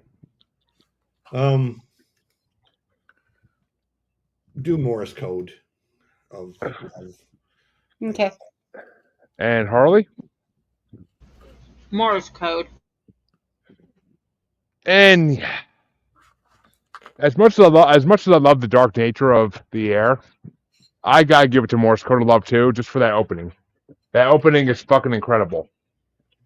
Mm-hmm. Do like fucking. It literally sounds like Morse code. I fucking love it. Probably is. It is most likely, but I was going to say that kind of be the point of the song. Oh yeah, but that means that the Capris are moving on.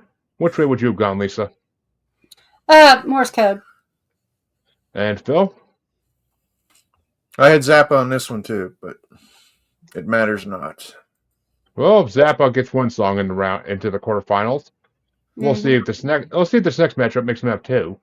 But no, it's definitely not. It's definitely fucking not.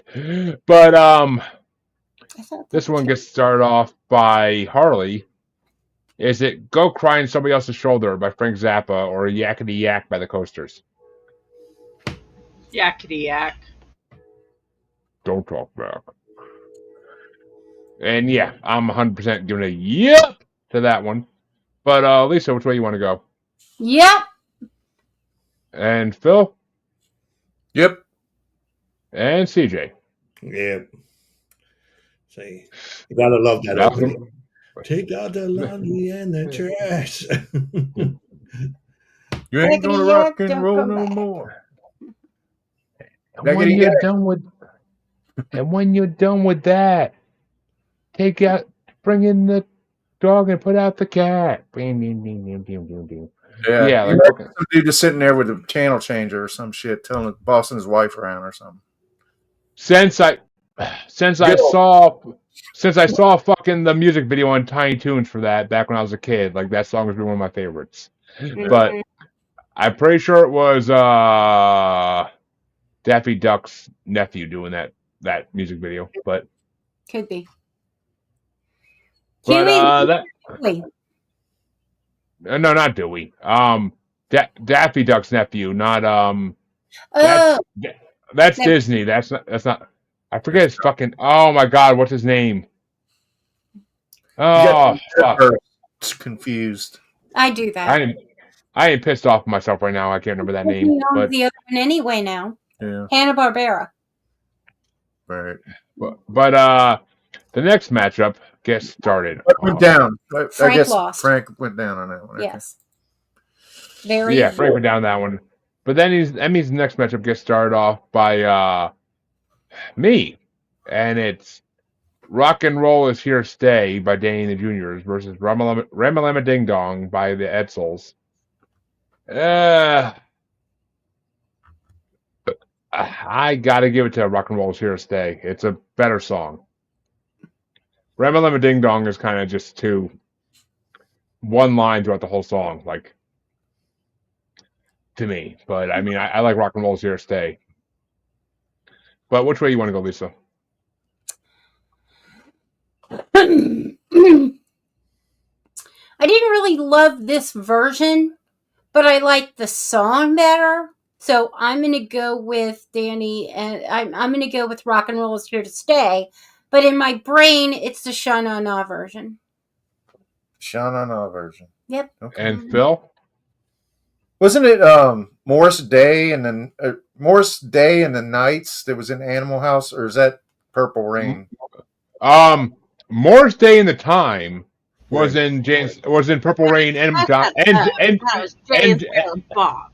and Jay and Silent Bob Strike Back. But Yeah, I love that. I don't know. Motherfucking times. Jungle of Love. Remember the scene where they walk in? They're about to be on Call of Duty. They just released a commercial Yeah. for Jay and Silent Bob being on Call of Duty. Huh. Well, anyway, I love that. I love the scene where they walk into the club and they're playing, and Morris Day is singing Shamalama Ramalama Ding Dong or whatever, and they're like, Morris loves us, and it was like this club that was they really No. You're thinking of Animal House. Yeah. And it's the guys who did Shout. I can't think of their name right now, but it's the guys who did Shout. Yeah. And I think the last name is Morris on them, or one of them. Yeah. He loves us, and he looks at him like they stop the music. The whole club shuts down. They just stare at him like, "Who the fuck are you? What are you doing here?" And all the African American guys take their girls. But yeah, right. Can we dance with your dates? Dance with your dates? Yeah, right. Yes, of course. Yeah, highly inappropriate. But anyway, it was just something. I feel like that song belongs in here in this list. But I'm going to go with Rock and Roll's Here to Stay. Which means Danny and the Juniors moves on to the quarterfinals. But which way you want to go, CJ? Yep. And Harley. Yep. Which means we have a sweep for the quarterfinals. And the next matchup in the bottom half of this side, round 2, gets started off by Lisa, and it's Tears in My Pillow by Lil Anthony and the Imperials versus He's So Fine by the Chiffons. He's so fine. Yes, I am. But Phil, which way you want to go?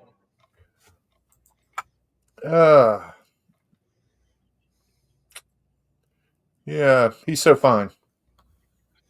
And CJ? Ooh, I got to go with Tears on My Pillow. And Harley?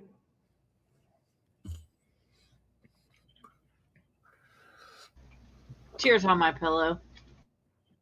Which gives me the tiebreaker. Fuck. I love both of these songs, but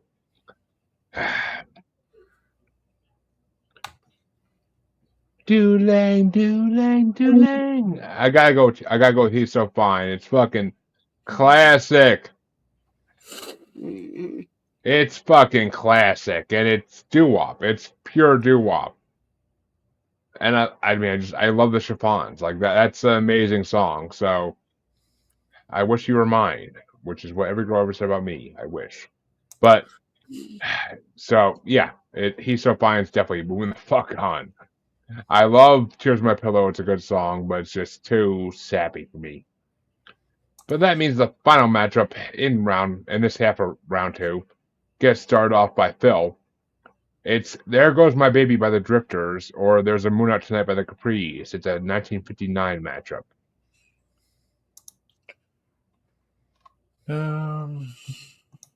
There's a Moon Out Tonight versus There Goes My Baby, right? Yep, which is one of the songs I added. Okay.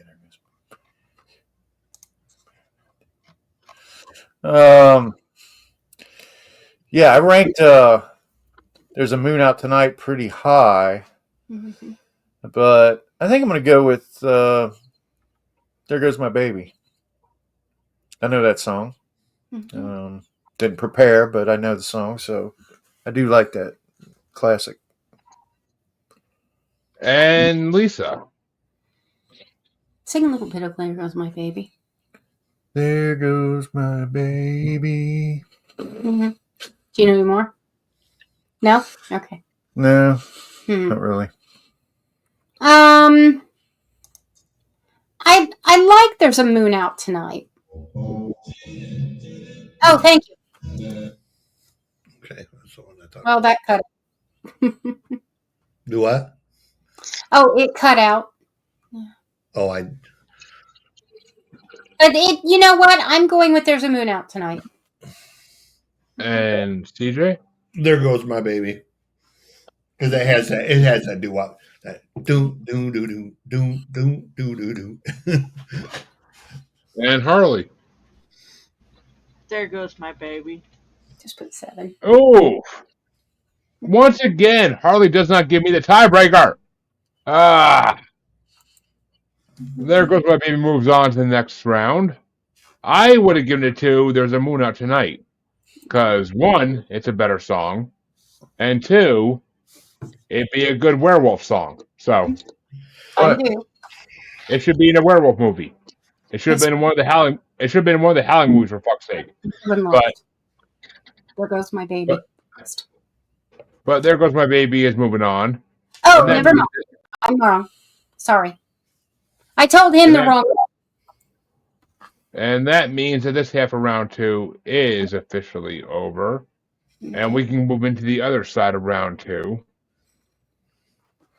And it's going to start off with Phil. I'm sorry, actually, no. Yeah, it's start with Phil. Really? And Didn't I start the last one? I started the last one. Okay. And it's The Lion Sleeps Tonight by the Tokens versus Shaboom by the Chords. Ooh, this is going to be hard for me. Shaboom? Shaboom, should you say? Okay. Shaboom, shaboom. Wow, yeah, that's tough for me. That's real tough. Had them both ranked equally. I'm going to go with The Lion Sleeps Tonight. And CJ? Oh, it's Lion Sleeps Tonight. And Harley. So I'll be right back. I gotta. Yep. Shaboom. Ooh. Well, I am not giving Phil the tiebreaker, or Lisa the tiebreaker, because it's 100% The Lion Sleeps Tonight. It's one of the most catchy songs on this fucking playlist. A weem away, a weem away, a weem away, a weem away. I'm used to hearing Nathan Lane and fucking Pee-wee sing that song in Lion King. So, well, I mean, and the vocals are almost like ASMR or something. It's very soothing, you know. Yeah. Wait till we do fucking and you hear Nathan Lane sing that song. But I mean, I can't imagine. Like when I said, I can't imagine Elton John. Doesn't mean I don't like. I like a lot of Elton John, but I just don't feel like that he could sing it that way. He doesn't do that song necessarily. It's Nathan Lane and I want to say not Pee-wee. It's Nathan Lane and another actor who sing that song as Timon and Pumbaa in Lion King. All right, I'll be right back. Okay. I'm sorry, I should have. Philip's stepping away as well. Which for all those people out there, if you're a Nathan Lane fan, you should check out Mid-Century. You should check out Mid-Century Modern. It's That's on Hulu. Hilarious. I love it. I watched the whole first season. It's fucking hilarious. I watched it all in like the first day. I did too. I was waiting for it to drop. I knew it came out. Oh. I got a kid, so if I watch anything in one day, it ain't gonna happen. So a drama queen? Oh, You got more than one kid. Good day. You have a baby, but you have more I than one. said good day, bitch. I got a baby, so I watch Sesame Street or Curious George 90% of the time. But So you mentioned Nathan Lane. Did you guys know, like they're doing a updated version of Golden Girls? Yeah, Originally, they're talking what about you're it. talking about. Mid-Century Modern. That's what this is. Yeah. Okay. It's Yeah, like the Great Golden Girls. like 3 episodes. Yeah, Phil stepped away. When you stepped away, I said, if you're a Nathan Lane fan, watch Mid-Century Modern. Yeah, it's good. They've already renewed it for season 2. Good. Oh, they better. It was fucking incredible for season 1. I got to say, though, as much as I like Nathan Lane, Matt was really good as sort of the dumb one. Yeah, I love him as the. It's a different kind of role for him. Who is that actor? I know that actor, but I can't think of who he He's is. from White Collar. Right. I never watched White Collar. That's what he's famous Well, for. that's what he's from. But the black guy, I had never seen him before. He was is- really the one who stole the show. He is so good. I love him. I've seen him in shows before. He is always And fucking I hilarious. guess he was in like Zoolander and all of that, but Yep. he is I'd never seen him. He's the one who stole the show for me. Like the African American actor in that show. I've seen him in a lot of shit, and he's fucking hilarious always because he always plays a gay guy. and I gotta say, episode 9. Oh yeah, God, I was bawling my fucking eyes out. I didn't know she died until they did the fucking in memoriam thing at the end. I was like, oh, she died? She died during the filming of episode 8. So they filmed 9 and 10 around her death. And dude, I remember her dying. I cried like a fucking baby. I was just like, am I fucking crying about a show that I'm really not even that attached to? I teared up. I teared up 100%. She's a very famous actress, so yeah. He really was the perfect person for that. And after watching it, I had to go back and watch The Birdcage just because. Right. I love The Birdcage. Him and Rob Williams is a fucking gay couple. Is one of the best things ever in life. And you cannot not. If you never see The Birdcage, you have to watch the scene where Nathan Lane is trying to walk like a man. Is the thing you've ever seen. Classic, fucking classic. He's such an underrated. Yeah, actor. Like he's. I don't think he's underrated. I think everybody respects him the way they deserves to be. I mean, they respect him, but he doesn't. He doesn't get like a lot more Broadway. Yeah, like he doesn't get some of the big roles that he really should get. You know what I'm saying? Like he's one of them people who could really be in some major dramatic stuff as opposed to just kind of playing the gay character or the goofy character like he plays. I could see him in something just really like that wrestling movie we were talking about. I could see him playing one of those guys or like a role that like Walton Goggins plays. I could see him doing it because he's got that ability to really be serious or to be funny or to switch back and forth. Who didn't vote yet for this one? I totally just lost track where we were. Yeah. Nathan Lane.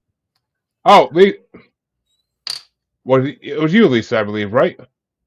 Yeah. Yeah. What were the choices again? The Lion Sleeps Tonight or Shaboom. Oh, I would have gone for Shaboom. I'll give it a vote. It gets a second vote, but moves on. It gets a second vote, but The Lion Sleeps Tonight moves on. Which means that CJ starts off the next one, and it's Smoke Gets in Your Eyes by the Platters versus Runaround Sue by Dion DiMucci. Yeah, it's Runaround Sue. And Harley? I got to tell. Runaround Sue. And I'm giving that a big fat yup. Moving it into the quarterfinals. But which way would you have gone, Lisa? I think I'd kind of actually go with Smoke Gets in Your Eyes. I rated it higher. Like, my heart moved when I listened to that. Yeah, I love both those songs, but I did have it technically ranked higher, and so might as well throw an extra one in its favor. Support your missus. There you go. Mm-hmm. And that means the next matchup gets started off by Harley. And it's Only You and You Alone by the Platters versus Life is But a Dream by the Harp Tones.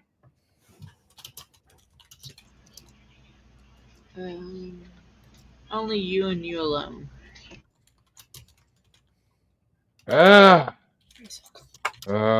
Give me a second here from my. Oh, the fucking fruit. Where the hell is it? Bring me an apple. It should have been closer. Where the fuck is it? Oh, there it is.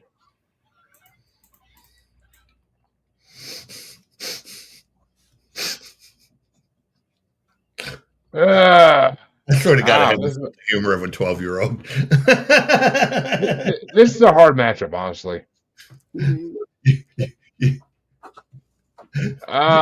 Just listening to the intros for a second, I gotta give it to Life is But a Dream. But which way you want to go, Lisa? Only you and you alone, or Life is But a Dream? Life is but a dream. Life is but a dream. And folks, Next. this is a 1955 matchup. But which way you want to go, Phil? I'm going to give it to the Platters. Which means, CJ, you are the tiebreaker. Is it only you and you alone, or Life is But a Dream? Life is but a dream. Yeah, life is but a dream. Which means the Harp Tones move into the quarterfinals and will face this song, whoever wins this matchup, which gets started off by me. And it's, oh God, I know, I don't give a fuck. But it's Stay by Maurice Williams and the Zodiacs versus 16 Candles by the Crest. And I'll go with, okay. This is because of Stay being in Dirty Dancing. This is a fucking pedophile matchup in both ways, but because nobody puts baby in the corner. Yeah, her fucking father does because you're fucking an older guy. You fucking creep. Goddamn, fucking Patrick Swayze. But as a father of daughters, I can fucking appreciate that shit now. But based on the songs alone, I'll give it to Stay because it's got more of a upbeat flow to it. But which way you want to go, Lisa? Stay. And Phil. Stay. Which means Maurice Williams moves on. But which way would you have gone, CJ? Stay. And Harley? Stay.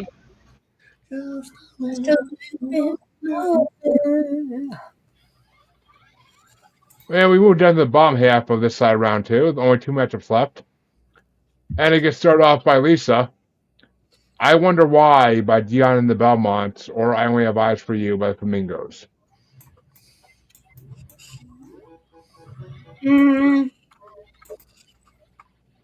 So it's I Wonder Why versus Stick Out Your Butt. Stick up your butt. Could be stick up your butt.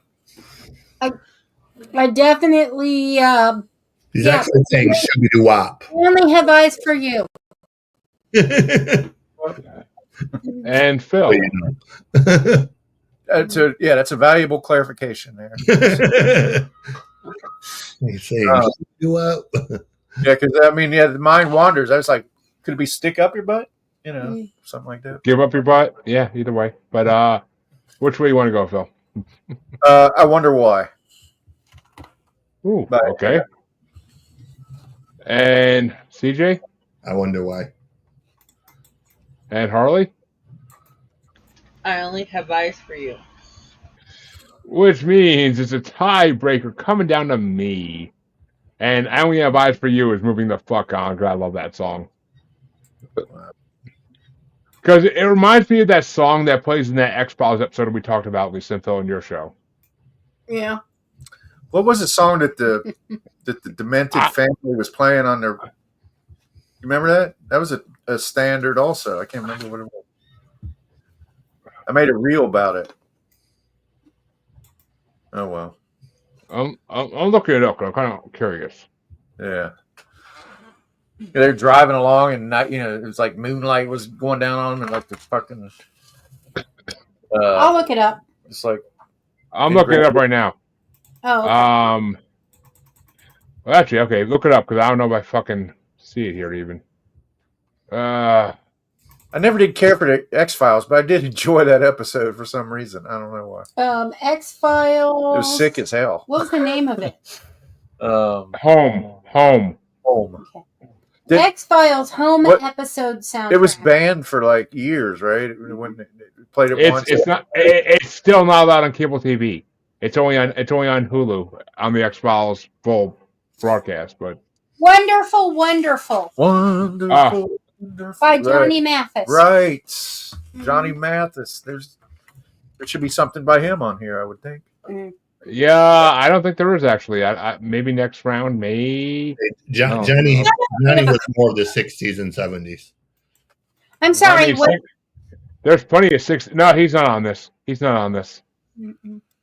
Well, But it's not too much of a leap of logic, but anyway. But the final matchup in round 2 gets started off by Phil, and it's Duke of Earl by Gene Chandler versus Come Softly to Me by the Fleetwoods.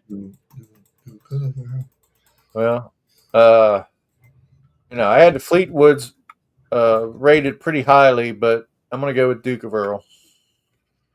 And CJ. Duke of Earl. And Harley. Yep. Which means Duke of Earl is moving on, and I would have voted for it anyway, because Duke of the Wicked, Duke of Earl, same thing, great songs. And which way would you have gone, Lisa? Sweet. I'm going to get a little broom and just hold it up whenever I end it with a sweep. There you go. I like it. But that means that round 2 is officially over, and the quarterfinals can begin. There are literally only 8 songs out of 48 left in this matchup. And it's going to start off by CJ. Is it Stuff Up the Cracks by Frank Zappa, his last song in this bracket, or Morse Code of Love by the Capris? Oh, Jesus Christ. Morse Code of Love. And Harley? No, I'll get voted again. Morse Code of Love. And I'm gonna give that a big fat yep, and make Morse Code of Love move into the semifinals. But which way would you have gone, Lisa? I'm gonna give Zappa a pity vote. And Phil? Yeah, I would have given that to Zappa. Or I did give it to Zappa. Matters not, though. Which means the other side of the quarterfinals in this top half of round 1, on this side, it's going to get started off by Harley. Is it Yakkety Yak by the Coasters or Rock and Roll's Here to Stay by Danny and the Juniors? Yakkety Yak. I get that big fat yep. And Lisa? Yep. Which means the Coasters move on. But Phil, which way would you want to go? Yakkety Yak.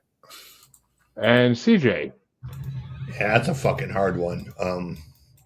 Guess we'll go Yakkety Yak since it's already won, but give it sweep status. That's a hard. That's the hardest choice we've had so far. Mm-hmm. And that means the actually that's a semifinals matchup. I'll save that for the other side. I'll save that for the next round.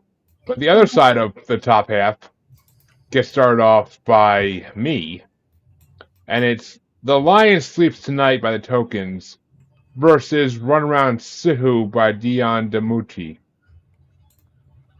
Fuck. It's gotta be Runaround Sue in my mind. It's gotta be Runaround Sue. That is one of the most snappity finger songs in this fucking list. It really is. But which way you want to go, Lisa? Good question. Okay. I mean, both of them were childhood songs that I sung along with. They both came out in 1961, ironically enough. Yeah. You know what though? I'm going with Runaround Sue. And Phil? A weem away, a weem away, a weem away, a weem away.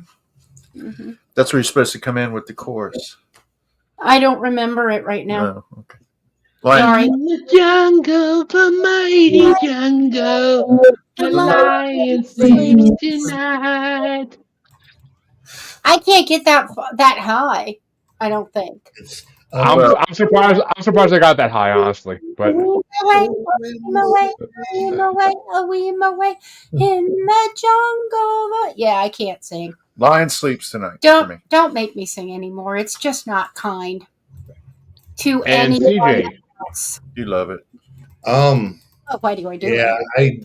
I kind of got to go with Runaround too, just because I live right where, like I said, I live right by where it was written. So Okay. well, Runaround still moves into the semifinals, but Harley, which way would you have gone? Runaround Sue.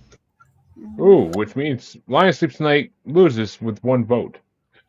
But the other matchup, the last matchup in the quarterfinals, is then going to start off by Lisa, and it's "Life Is But a Dream" by the Harptones versus "Stay" by Maurice William and the Zodiacs.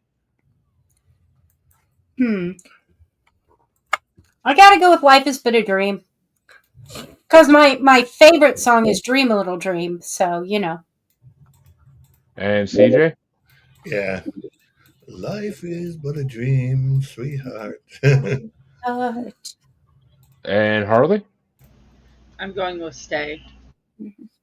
Yeah. You know what? I am fine either way, so I will keep it interesting and give Phil a tiebreaker.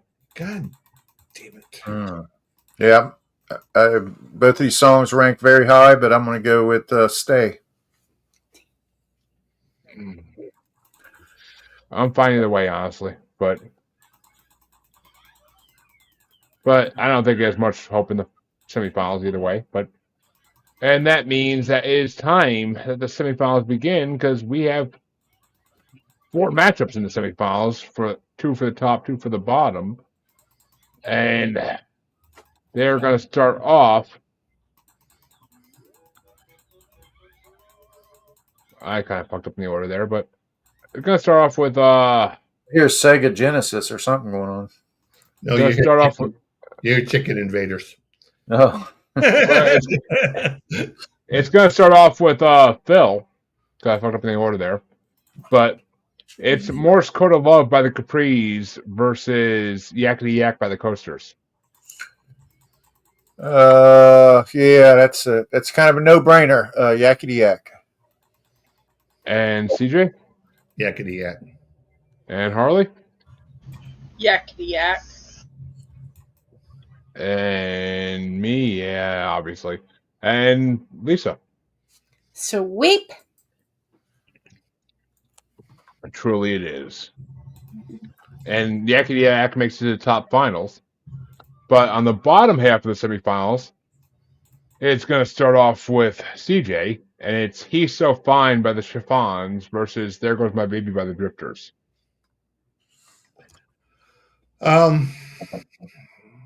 He's so fine.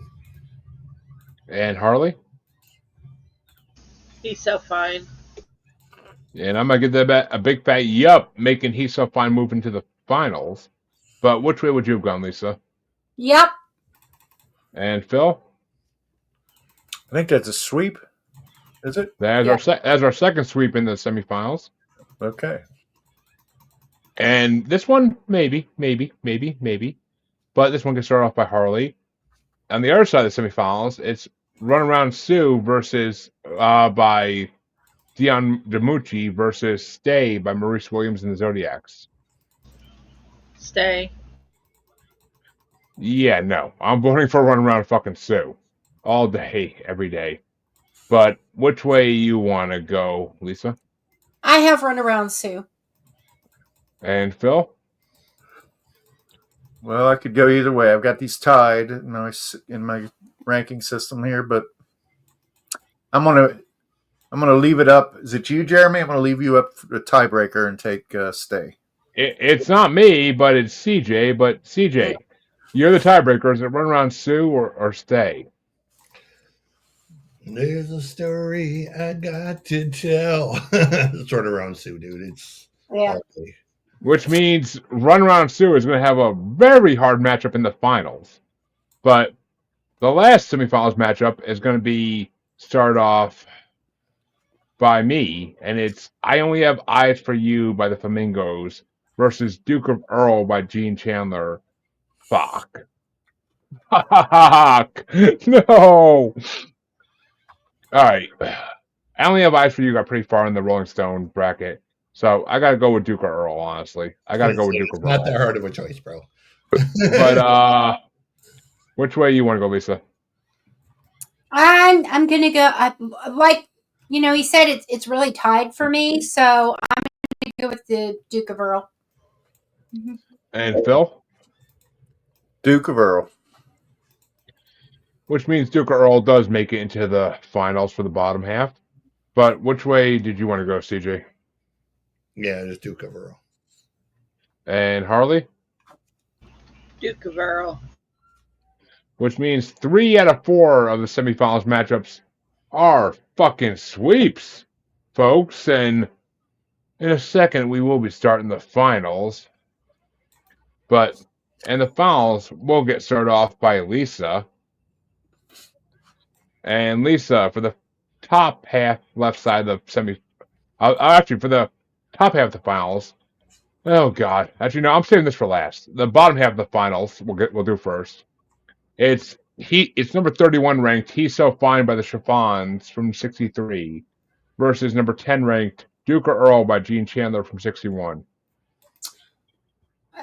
While it is so fine, the Duke wins. Duke of Earl. And Phil? Yep. And CJ? Duke of Earl. Oh, and He's So Fine gets taken out so fucking easily. Oh my God. But which way do you want to go, Harley? Duke of Earl. And I will throw a pity vote to He's So Fine, because He's So Fine is a really good song. Yeah. It is a great song.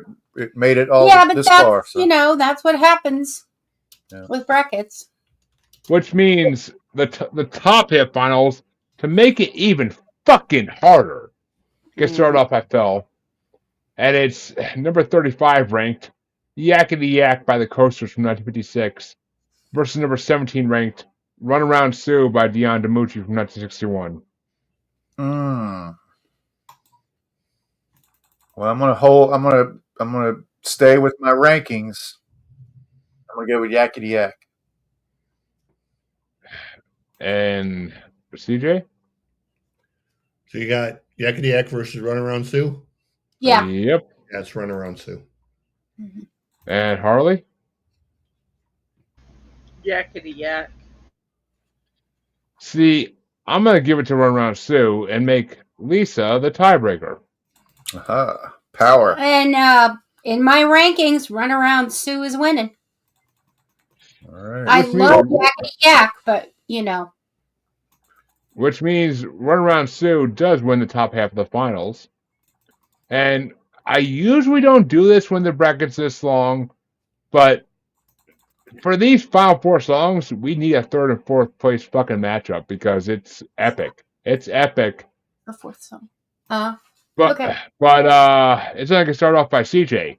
CJ, for 3rd and 4th place, is it He's So Fine by the Chiffons or Yakkety Yak by the Coasters? It's Yakkety Yak. And Harley? Yakkety Yak. I'm going to throw in He's So Fine just to keep it interesting because both these songs are legendary. But which way you want to go, Lisa? I'm going to go He's So Fine. Just to Which make the tiebreaker. Gives Phil a tiebreaker. Is it He's So Fine or Yakkety Yak? Well, they're both kind of iconic, I guess, but He's So Fine. Ooh, putting Yakkety Yak into 4th place, which I did not see coming in this. I almost saw that winning this bracket, actually. But that means the final grand finale matchup of this first half of this bracket is going to get started off by Harley.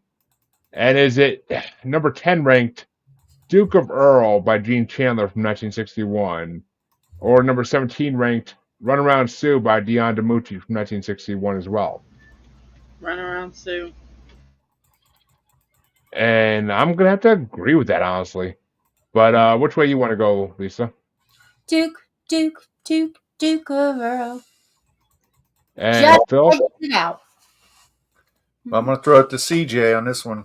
So I'm going to go Duke of Earl. CJ, in the grand finale of this matchup, you are the tiebreaker. Is it Duke of Earl or Runaround Sue? It is Runaround Sue. Right. Oof. I couldn't be happier, folks. I couldn't be fucking happier at this point. As much as I like Duke of Earl because of what it became in a remake about 50, 60 years later, about 60, 70 years later, the final four in this bracket, folks, is number 35 ranked Yakkety Yak by the Coasters from 1956 in fourth place. Number 31 ranked He's So Fine by the Chiffons from 1963 in third place. Number 10 ranked Duke of Earl by Gene Chandler from 1961 in second place. And in first fucking place, number 17 ranked Runaround Sue by Dion DiMucci 1961. And that means that Runaround Sue will face the winner of the bracket 2 weeks from now to see who is the ultimate grand Doo Wop champion. And folks, don't you worry. 2 weeks from now, it's all the artists you're like, where the fuck are these people? It's the Ronettes, the Clovers multiple times, the Supremes, the Beatles, the Del Vikings, the Skyliners, the Five Satins, Frankie Valli, A list, remember. Frankie Lyman, the Regents, the Monotones, Beach Boys, the Diamonds, and, of course, Elvis motherfucking Presley has a song next part 2. But sounds that's like it for this. Good list, sir. Oh, it's going to be a fucking list and a half for 2 weeks from now. But, CJ, where can they find you? They can find me everywhere under Music God CJ Playing, or you can go to musicgodcjplaying.rocks. You can find me at YouTube, Music God Reacts, or Music Gods. It's Music God's Reviews, or you can look up the Music God's Rock and Roll Food Reviews. Me and the boys started that, and we're reviewing good stuff and nasty shit like that goddamn new blue soda that Fago put out that tastes like candle wax and Robitussin. What is it? They put out these 2 sodas. One is called Bubble Pop and one is called Super Pop. The pink one is Bubble Pop. Tastes like Hubba Bubba. Phenomenal. The blue one, as soon as you just take the top off the bottle, it's just those aren't new. Those have been in Ohio for like some time now. No, they We actually test a lot. Ohio tests a lot of things. No, Fago just released them. They just did the pop-ups. They're brand new. We had the popsicle one. We had that one here for a long time. And the bubblegum one, we had that here for a long time too. It's like the fireworks one is like a silver color, but it's not. It's supposed to be like Superman ice cream, and it's not fucking close. It tastes like candy. Superman ice cream is just freaking vanilla with colors. Okay, well, let me tell you, they messed up. Did you try that green apple Fanta they did for juice? No, because I don't like fake apple flavor. I liked it. Then you will probably like this blue one because it's even more vile than that green apple. It is so hard to find Fago around me. It's ridiculous. Yeah, the only place that sells it is Dollar Tree. It is. Yeah, we get a lot of everywhere here. Philip has to show his new present. Yeah, at least he got pops of us. Oh, nice. Yeah. Yeah, that's awesome. Yeah. I always wanted to do that. I just never wanted to spend the money. But it's actually not nearly as much as you think. The only thing is I couldn't do the eye color. Oh, well, yeah. He's got a little a cell phone and a wheelchair. They all have black eyes, but they're all demons. But Harley, where can they find you? You can find me on the Asylum with Harley and Joker, the Mod Squad Network, and any of pretty much Jeremy's podcasts. Okay. She is my genie. I rub the bottle and she pops out. But Lisa and Phil, where can they find you? Well, it says right there at pod. That's probably the simplest way to find us. If you do a Google for that, you'll start seeing hits, and it'll lead you to our socials. Facebook, Instagram, X, and we even have TikTok that we haven't updated for like a year. But I feel that it's been a couple years for me. But folks, you can find all your Maniacal Musing's glory on Facebook as Squatchy Largefoot, or as Uncensored, Untamed, and Unapologetic YouTube Podcast Collective Facebook group. You can find us on XX Baby in the Gram as that Juggalo Bastard. Oh, nice. Nice. Yeah. It in the world's biggest example of something that would make him spin in his grave like a fucking roulette wheel. The fact that he's not haunting his son over this. Who is it? All right, I couldn't. The screen is small. I couldn't see. Yeah, I missed that completely, CJ. Oh, Frank Zappa. Frank. Okay, yeah. Oh, Frank CJ would be spinning in his grave over. CJ. Did he appear in that hat though? Do what? Isn't he? Yeah. Isn't there somewhere in that hat? It's a thing, but Frank was so anti-commercial that he would have never. Frank, CJ, take a picture of that and send it to Aaron Leckinger, please. But like the fact that Frank hasn't come back and haunted a Met over allowing it is. But you can also find your musers on TikTok as that Juggalo Bastard podcast, even though I haven't put anything up there in a couple of years.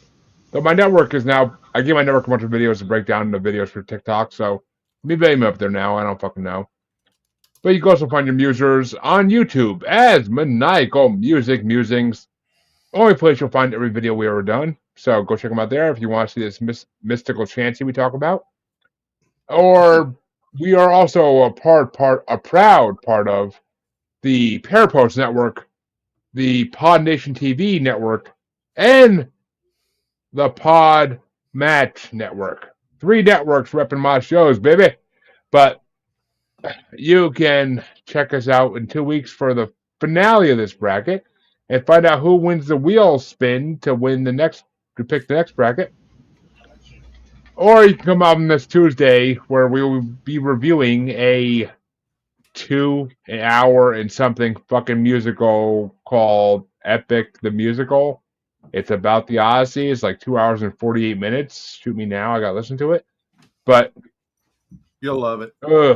Yeah, I'm sure I'm gonna love it because I love fucking Greek mythology. But Jesus Christ, just like and remember, the Asylum's doing 1952 bracket next week. I was gonna ask about that, but I forgot, Harley. Fuck me. But yes, come back on what is that, Friday? Saturday the 19th. Yes. Oh yeah, because she'll be with Jackass. But yeah, Saturday the 19th, come back for the 1950. Check out the Asylum with Harley and Joker for the 1952 Billboard Top 30 bracket. But until then, musers are out. It's been 2 hours 15 minutes. My throat is fucked. Come back and check us out then. Peace. Bye. I have a quick question.